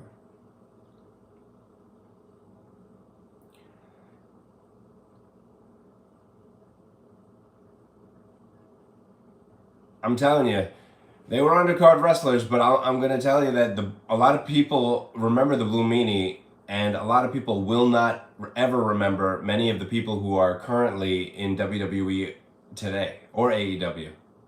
They are flashes in the pan. And that's their own fault. I mean, not necessarily, I mean, it's partially the wrestler's fault for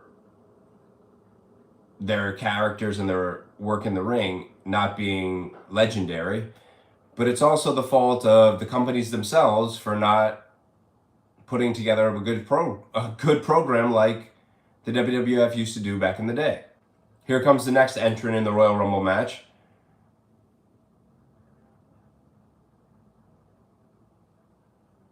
And nobody's coming out.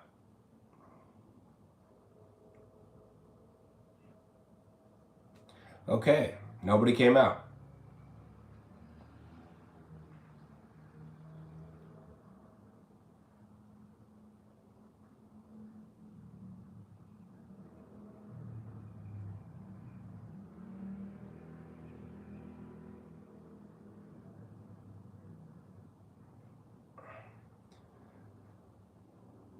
Here comes Mabel, also known as Viscera or Big Daddy V. But at this time, he was Mabel. Once he joins the Ministry of Darkness with The Undertaker, he becomes Viscera. But he hasn't done that yet. He's Mabel still. Former King of the Ring winner, by the way, Mabel. And unfortunately, Mabel has also passed away at this point. Whoa, he just eliminated Dan Severn and Steve Blackman. He just eliminated Tiger Ali Singh. Mabel, by the way, is an enormous man. He's close to 500 pounds.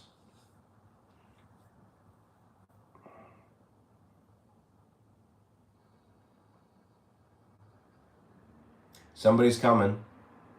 Next entrant is Road Dogg. who was in the opening match on the show against Big Boss Man, lost that match. Let's see how he does here. Road Dogg goes after Edge. Now it's Road Dogg. Whoa. Road Dogg, Edge, and Mabel. Edge just low-blowed Mabel to take him out of the action temporarily. Oh, wow. Ah. Whoa. Okay, Road Dogg just eliminated Edge by pushing him off the apron, and Edge slammed into the announce table. Lights just went out. Remember, Mabel and Road Dogg are in the ring. You just heard Undertaker's music.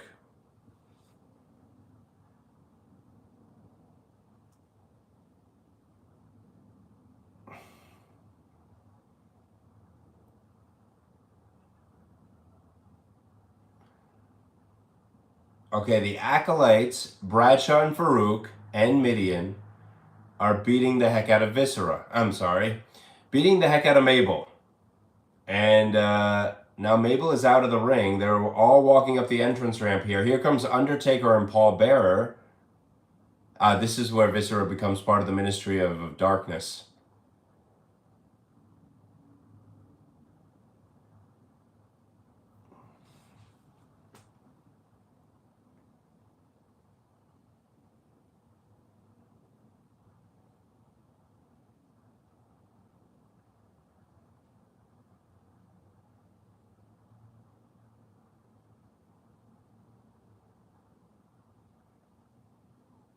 Oh, wow. The Acolytes and Midian are beating the heck out of Mabel. Mabel's trying to fight back. It's not working. 3-on-1. And that is... and this is...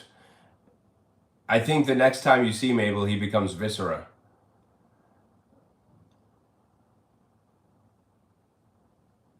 And now Road Dogg is standing in the ring by himself,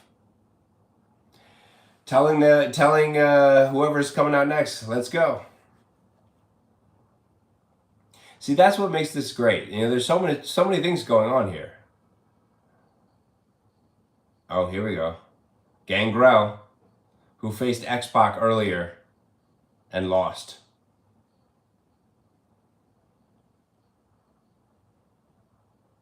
Gangrel and Road Dogg now.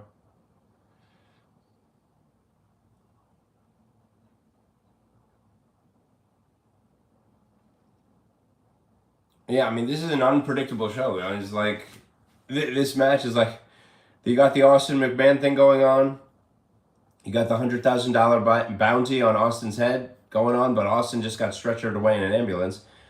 Now Mabel has been captured by the Ministry of Darkness, and Road Dogg just eliminated Gangrel. Road Dogg was a super popular guy at this time. He gave it everything he had, Road Dogg, you know?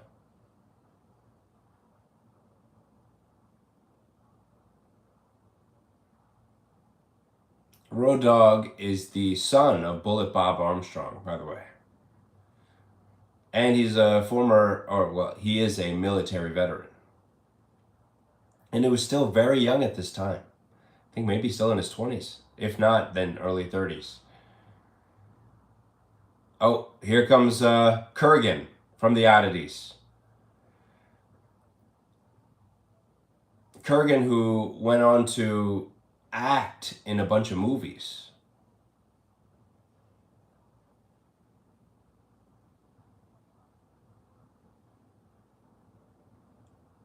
Kurgan and Road Dogg.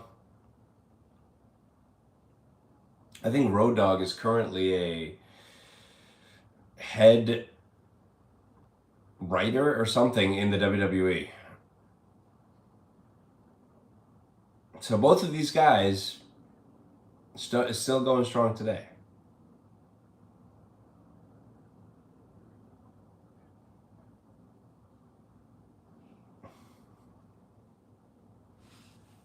Kurgan and Road Dogg.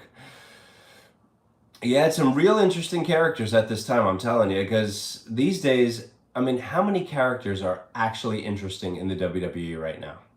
I mean, who is actually like a fascinating character? Maybe CM Punk. I guess Drew McIntyre's doing a good job. Jacob Fatu. Anybody else? I don't know.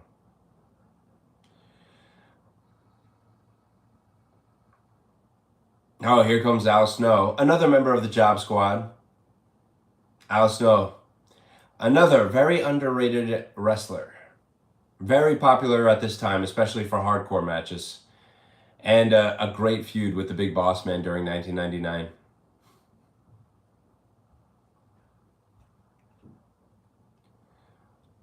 Okay, Road Dogg and Al Snow. By the way, Road Dogg and Al Snow had a great hardcore match a few weeks prior to this event. Road Dogg winning that match with a pile driver through some like wood in the snow.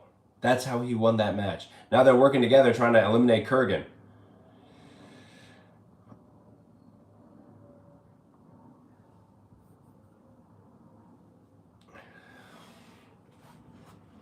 Oh wow, Road Dogg just turned on Al Snow, eliminated him. Now it's Road Dogg and Kurgan again. See, at least they have Road Dogg being like the anchor in this match right now. Because Road Dogg is super popular, so people are going to pay attention and be interested in the match as long as he's in it. They got to keep him in. But they got to keep the DX guys in, because at least they'll keep them interested in the match. Here comes the next entrant.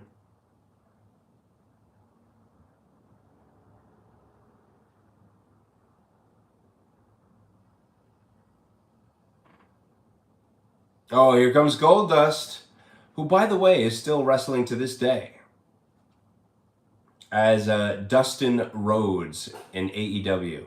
He is in phenomenal physical condition these days, and he's, I believe, in his 50s. And he could wind up back in the WWE at some point, because his brother, Cody Rhodes, is the biggest star in the business right now. I think he's overrated. He's okay in the ring. He hasn't had a great match in a long time. I think his last great match was the Hell in a Cell match against Seth Rollins. He got injured prior to that match, and since he came back, I don't think he's had a single great match. I'm not saying he can't have one. He can. But I'm guessing the next time he has a great match, it's going to be against CM Punk, whenever those two cross paths. Now you got Road Dogg, Goldust, and Kurgan.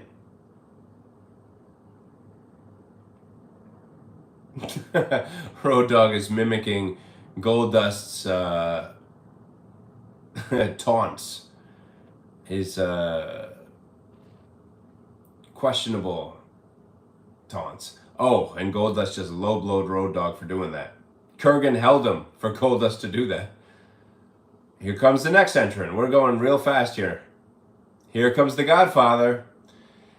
And he's got his ladies with him. See, the Godfather would come out with these scantily clad women who were his prostitutes. And the Godfather's gimmick is that he's a pimp. And that's what made this era of wrestling awesome. The Godfather, always one of the most popular wrestlers, because he would bring some beautiful women to the ring with him.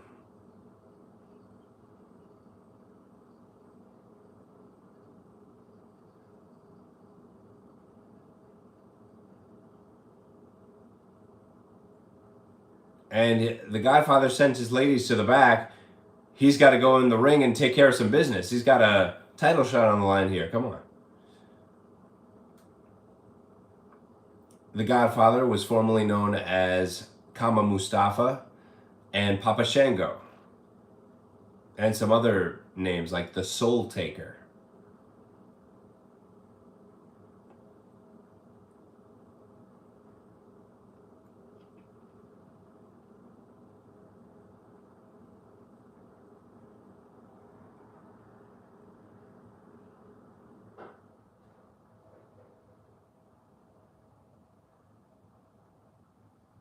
So you got Godfather, Goldust, Road Dogg, Kurgan. The lights just went out. Oh, Kane's music. Haven't seen him yet on this show. And the crowd, by the way, is still super pumped. You know, they're more than 2 hours into this show, and they're still excited about what's going on here. They love all these characters. That's the key, you know. At this time, the characters were so beloved by the audience, all of them, that they're excited about everybody pretty much. You know, these days, not so much. Oh, Kane just threw Road Dogg over the top rope. Kane just threw Kurgan over the top. Kane just threw Godfather over the top. And Kane has Goldust by the throat and just chokeslammed him over the top rope outside the ring, and the crowd's going crazy. Kane just eliminated all those guys in less than a minute. Kane was also a big star in 1999.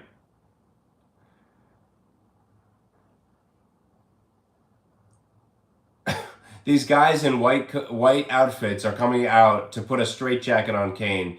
Vince McMahon threatened to have Kane sent to an insane asylum. Oh, wow. And Kane just eliminated himself now. And Kane is escaping now. You see what I'm talking about? Now, this is a show. All this crazy stuff is happening. You would never see this in a Rumble today. In the Rumble match today, you don't see anything like this. It's just a straightforward match. All the creativity's gone. All the excitement and unpredictability is gone. By the way, here comes Vince McMahon back, not shirtless anymore. He's wearing a black sweatshirt. And Ken Shamrock is the next entrant in the Royal Rumble, who is part of Vince McMahon's corporation. So now Vince McMahon feels safe because he's got one of his guys in there with him, the most dangerous man in the world, Ken Shamrock.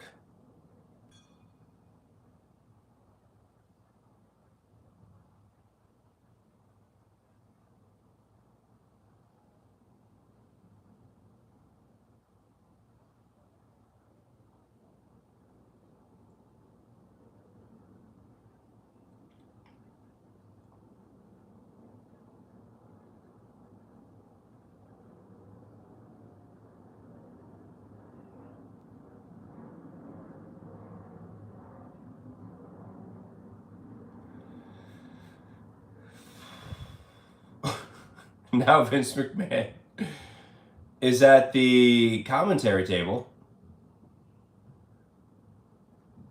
McMahon said he accomplished what he wanted to accomplish. He said Austin was stretchered away in an ambulance. Shamrock is in the ring by himself. This is like a break in the action. Think about all the craziness that's already happened in this match. I mean, it's just... You had the Austin McMahon stuff. You had Kane eliminating everybody, then Kane eliminating himself. Oh, here comes Billy Gunn. Limping because of the ankle lock earlier. And remember, Billy Gunn and Ken Shamrock faced each other earlier in the night for the Intercontinental title. Here they are again in the Rumble. Billy Gunn only has one boot on because of that ankle injury. And now here's the guy who caused the ankle injury attacking his ankle again. Another great story. So actually, this is a well-plotted match here. I believe they've said in the past that Pat Patterson, while he was around, he was the one who booked the Royal Rumble match. I believe Patterson is already passed away as well.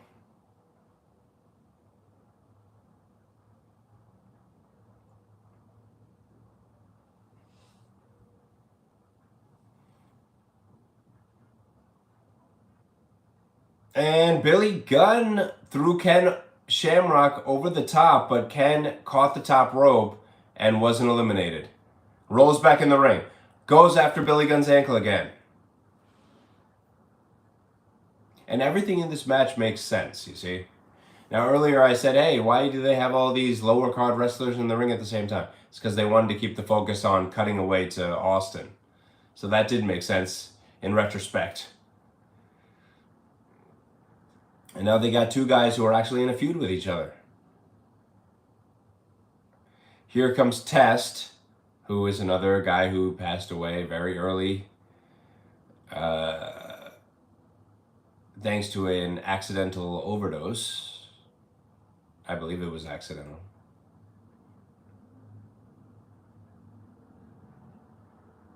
Wow, and okay, so Test is part of the corporation, so he's in the ring with Ken Shamrock, also part of the corporation. They just cut away to the Ministry of Darkness beating the heck out of Mabel, and they loaded him into a hearse, I believe, in the parking lot. So much going on here. Oh, here comes the ambulance back. And Vince McMahon sitting at commentary. His eyes just popped out of his head because Austin is driving the ambulance. See, this is how you do stuff. This is an amazing, this might be the most entertaining Royal Rumble match of all time. You just going from one story to the next and next. Austin is still officially in the Rumble match. So here he comes.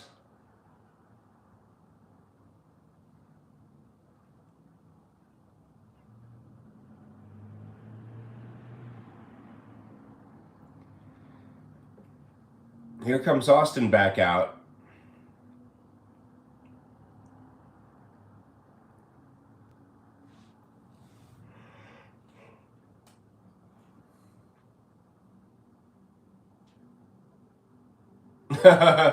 Oh, now Vince McMahon is running away.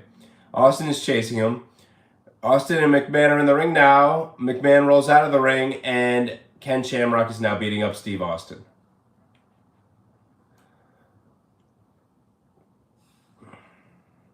Oh, Austin just eliminated Shamrock. Now Boss Man. Boss Man's in the ring.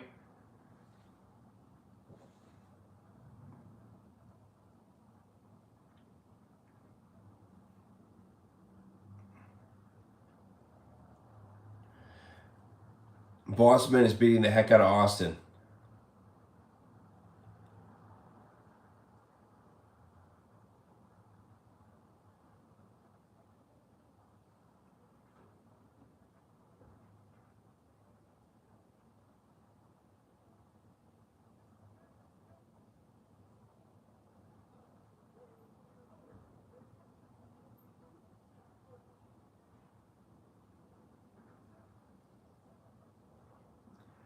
Here comes the next entrant. Now, in the ring, you got Bossman and Test, who are part of McMahon's corporation.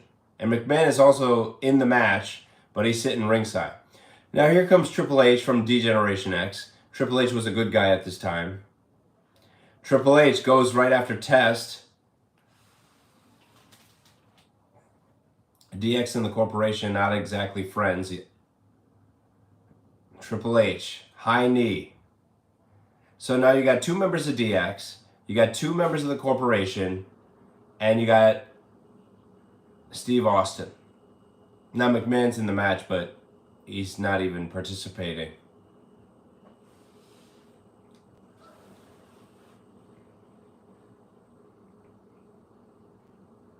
Okay, now Boss Man has Austin on the top turnbuckle. Is he going to eliminate him?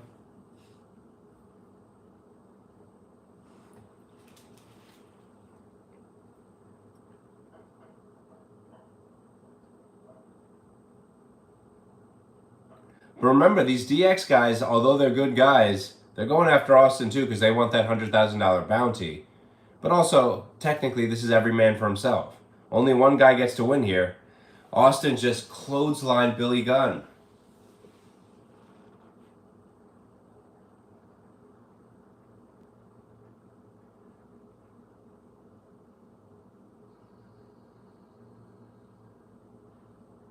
Val Venus is coming.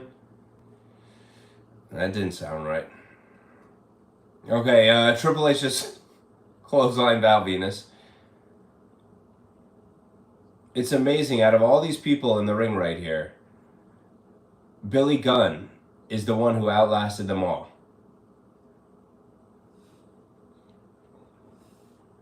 And he may be using some stuff to help him stay in the shape that he's in. I don't know. But, you know, Test has passed away. Bossman has passed away. Austin has been retired for many years, although he recently had a match against Kevin Owens not too long ago.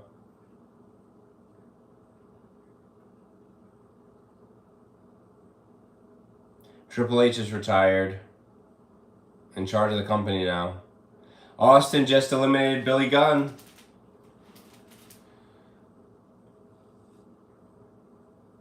Val Venus is retired as well. Although I think he's busy with like businesses he has, so he's probably doing well.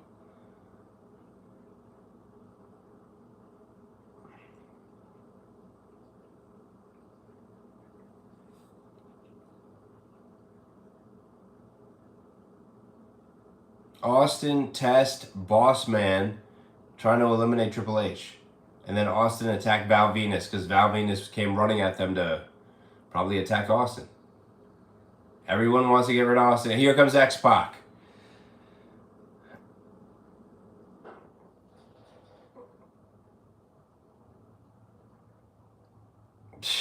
X-Pac going after Test.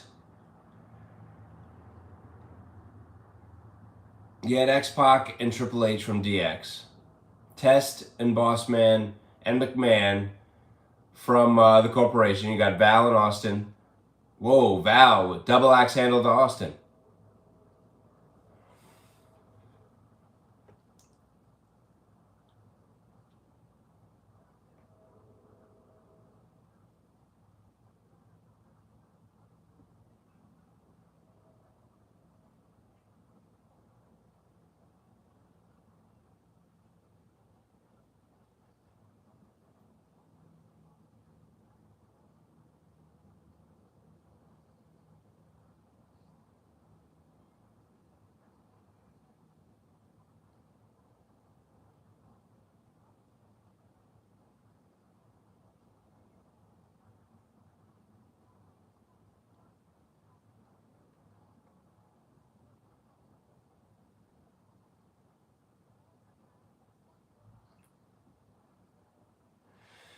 Top rope axe handle by Steve Austin. And now he's with X-Pac. X-Pac just hit a spinning wheel kick on Austin. Austin flat on the mat. Here comes the next entrant. It is Mark Henry. He was known as Sexual Chocolate Mark Henry at this time. This is what was going on at this time. It was a great time in wrestling. It was made for adults. And that's the way it should be.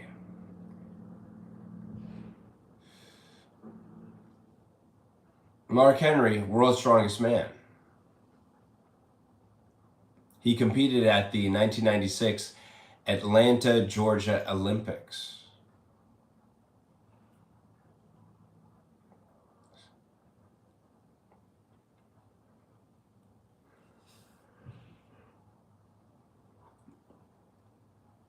Oh man. Mark Henry is now attacking Big Boss Man. X-Pac and Austin are paired off. Man.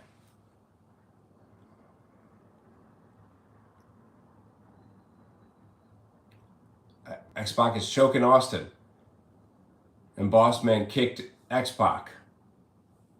See, it all makes sense because everyone wants to be the one to eliminate Austin. So that's why they attack each other when one of them is attacking Austin.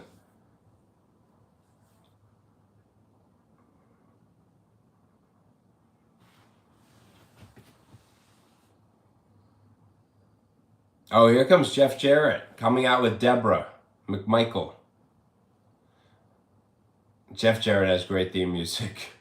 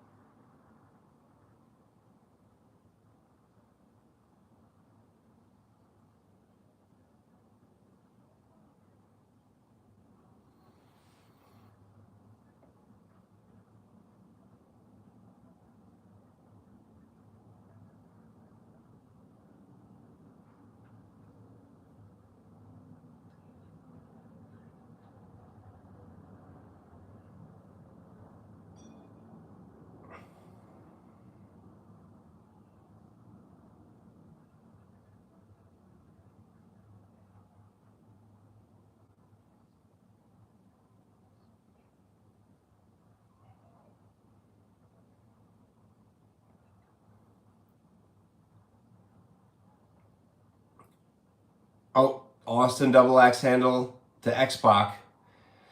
Austin and X-Pac have been paired off for most of this time. They used to say that X-Pac was the guy who could work with anybody. You know, he was like the easiest guy to work with in the ring. Here comes D'Lo Brown with Terry Runnels and Jacqueline.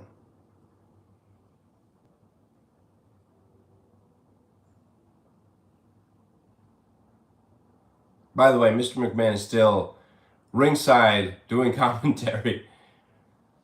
But anyway, about X-Pac. Like, Chris Jericho debuts in the WWF later this year in 1999. And they were kind of disappointed by Chris Jericho's early matches. So they decided to throw X-Pac in there with him because they were like, X-Pac can work with anybody. So if he can't work with X-Pac, that would be it. You know, it's like Chris Jericho's not going to work out. But they had decent matches, Jericho and X-Pac.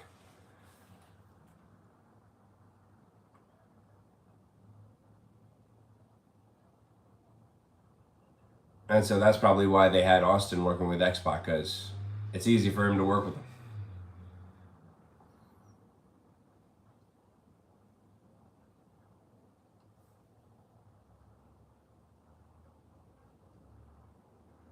Stone Cold is getting double teamed by Jeff Jarrett and Boss Man. D'Lo Brown is fighting with Val Venus. Triple H is fighting with Mark Henry.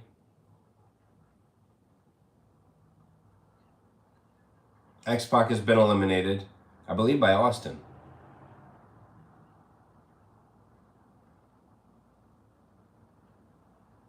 Jeff Jarrett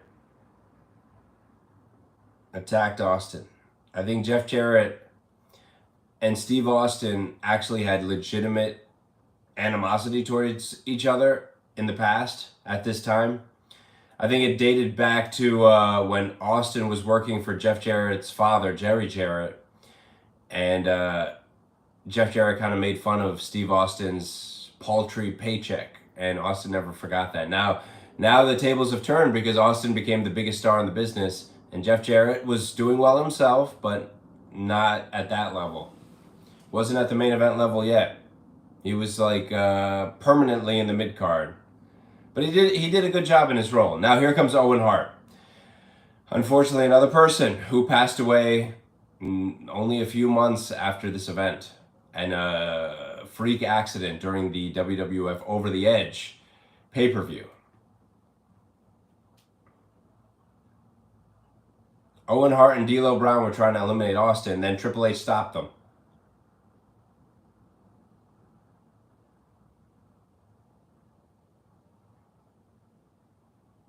My goodness.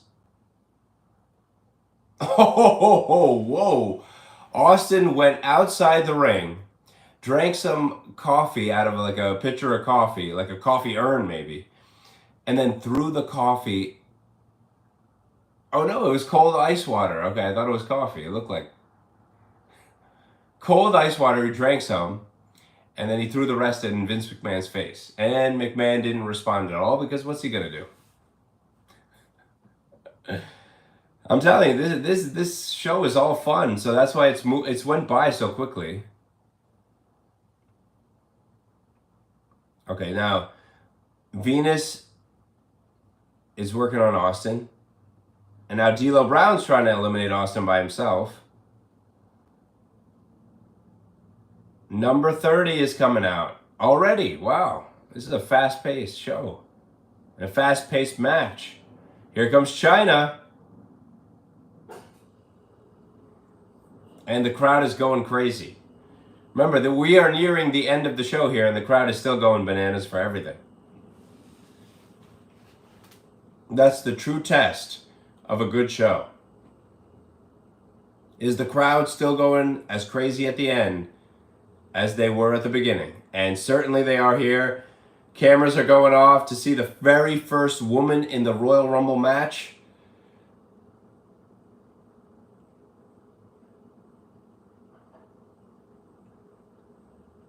China is beating up Mark Henry, and Mark Henry is having to sell for China. China just eliminated Mark Henry, the world's strongest man. Now Steve Austin is right behind China, waiting for her to turn around. Clothesline over the top. And the crowd goes crazy. Now that was a good way to showcase China, because she got to be in the Rumble match, comes out number 30, only eliminates one person, but it's like the world's strongest man. But he was really like a lower card wrestler at this time. No big deal. And then you have the biggest star in the business eliminate her. So she's protected. You know, she was heavily protected by Triple H, who really had pull at this time. Oh, now Austin and Triple H, who go on to have an epic feud later in 99 and into 2000 and 2001. Steve Austin went for the stunner, but Triple H is now trying to eliminate him.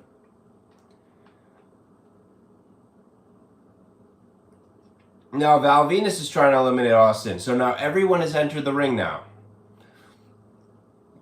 You got, whoa, Triple H just eliminated Val Venus. You got Boss Man, stunner to Triple H, and clothesline to Triple H over the top rope. So now you got Austin, Boss Man, D'Lo Brown, Owen Hart, and Vince McMahon sitting ringside, dejected, because he's realizing that maybe Austin will be the last one in the ring. Now, if you actually look at what's going on here, who actually has a shot at facing the WWF champion in the main event spot here? It's not going to be Boss Man. It's not going to be Owen Hart. Not going to be D'Lo Brown. So now everybody knows that only Austin or McMahon will be winning this match at this point. At this point, everybody in that crowd knows it's got to be Austin or McMahon.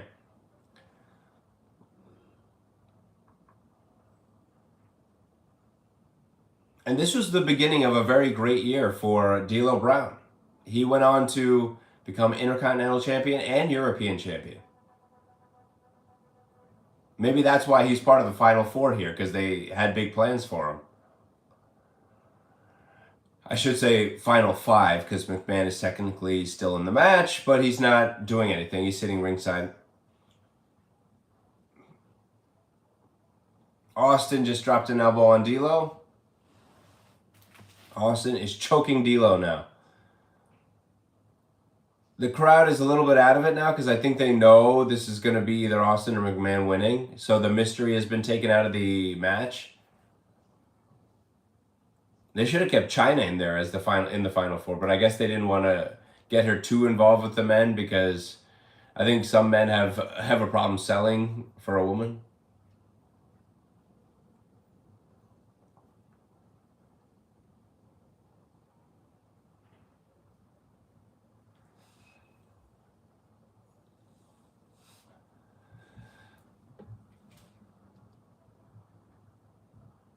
D'Lo Brown as Steve Austin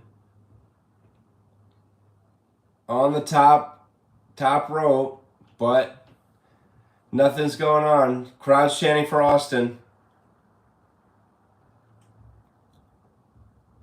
Owen Hart and Boss Man are fighting each other.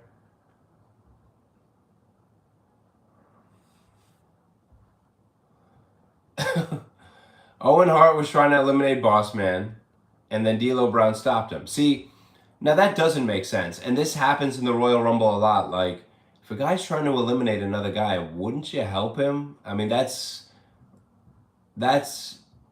what makes sense. You know, that's logical. That's rational. Steve Austin just eliminated Owen Hart, and they had a big feud in 97. Austin and Boss Man paired off here. There's like no drama at the end of this match because the final guys in here, everyone knows it's going to be, oh, wow. D'Lo Brown just hit the biggest like frog splash. And Boss Man just put D'Lo out of the ring. Stunner to Boss Man. Steve Austin just clotheslined Boss Man over the top. It is down to Austin and McMahon, who, if you remember, were the very first entrants into the Royal Rumble. Number 1 and number 2. Number 1 was Austin, number 2 was McMahon. And now Austin has exited the ring and is approaching Vince McMahon, who is still sitting at commentary with the headphones on. Oh, Austin went to attack McMahon. McMahon is hitting Austin.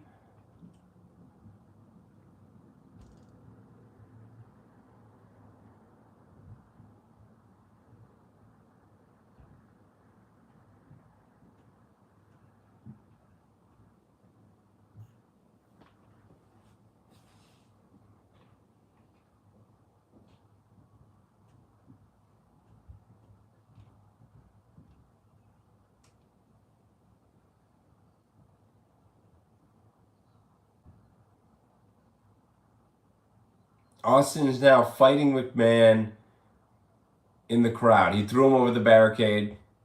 Now he threw him back over into the ringside area. Throws McMahon. Oh, wow. Austin has a steel chair.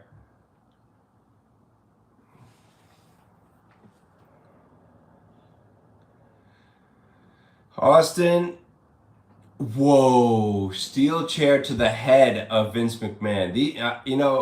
Seeing a chair shot to the head it's such a brutal thing to watch, especially since you really don't see that these days in pro wrestling, because everything we know about concussions and chronic traumatic encephalopathy, CTE, it's so dangerous to hit someone in the head with a steel chair because they could get a concussion. And so seeing it here, and especially in that Rock Mankind I Quit match, that was a different level of outrageous brutality. And then just seeing Vince McMahon take a chair shot to the head, whew, especially at his age, man, it's not good stuff. Whew, it's brutal.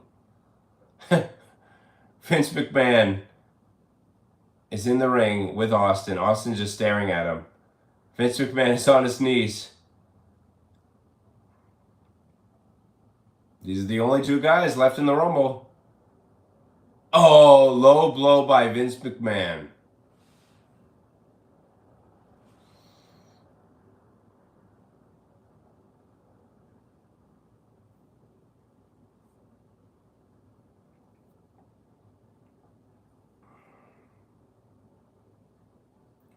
Who's going to win this one? Is it Austin or McMahon?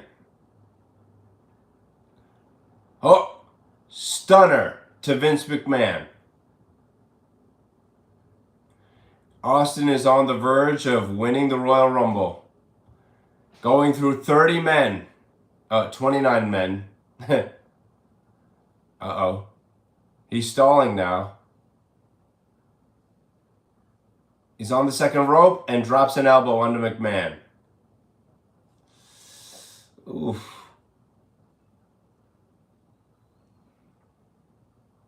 Oh, here comes The Rock, wearing dress clothes and a gold chain with his WWF Championship belt.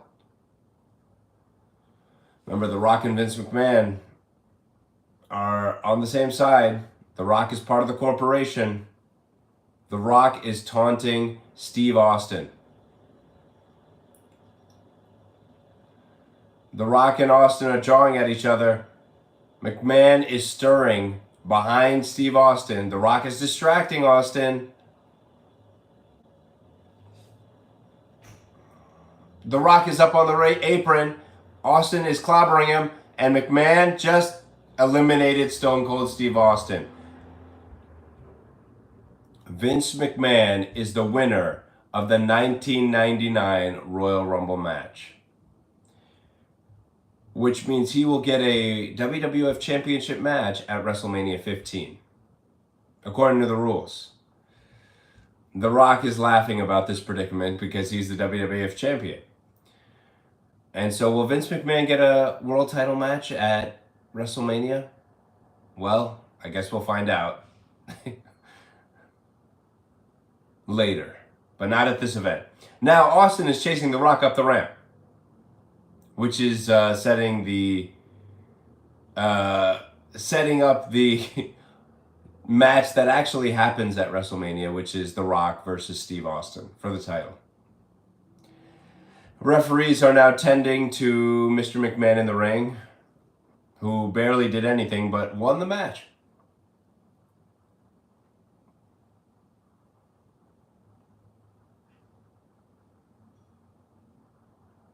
Shane McMahon is in the ring. Shane McMahon, Gerald Briscoe, and Pat Patterson are in the ring with Vince McMahon. And Mike Chioda, the referee, is raising Vince McMahon's hand because he won the Royal Rumble match. Jimmy Corderas is also in the ring as a referee.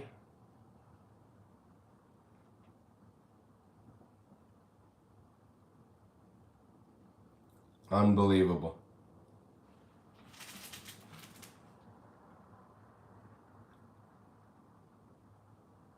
And Howard Finkel is announcing again that Mr. McMahon is the winner. And Mr. McMahon is raising his hands in victory.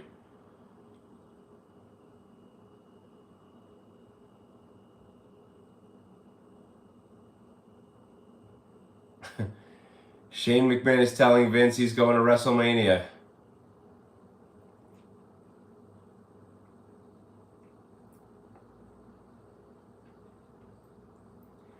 Vince McMahon is calling for a beer. Calling for another one.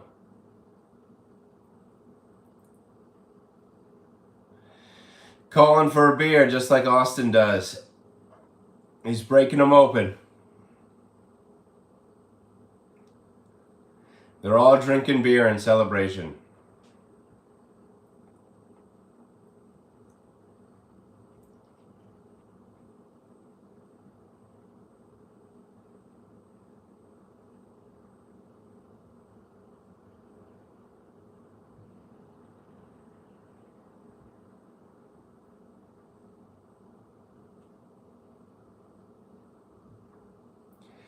Well, he won the Royal Rumble match.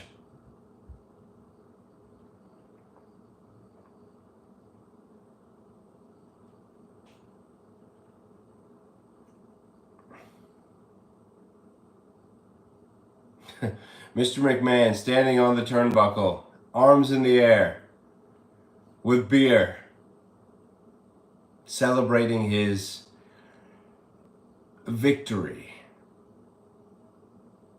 But like every great story, we know Vince McMahon gets it eventually.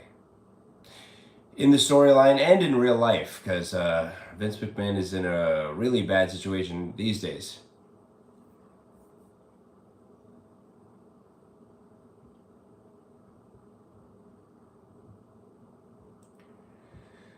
And I would say this show overall, definitely worth watching.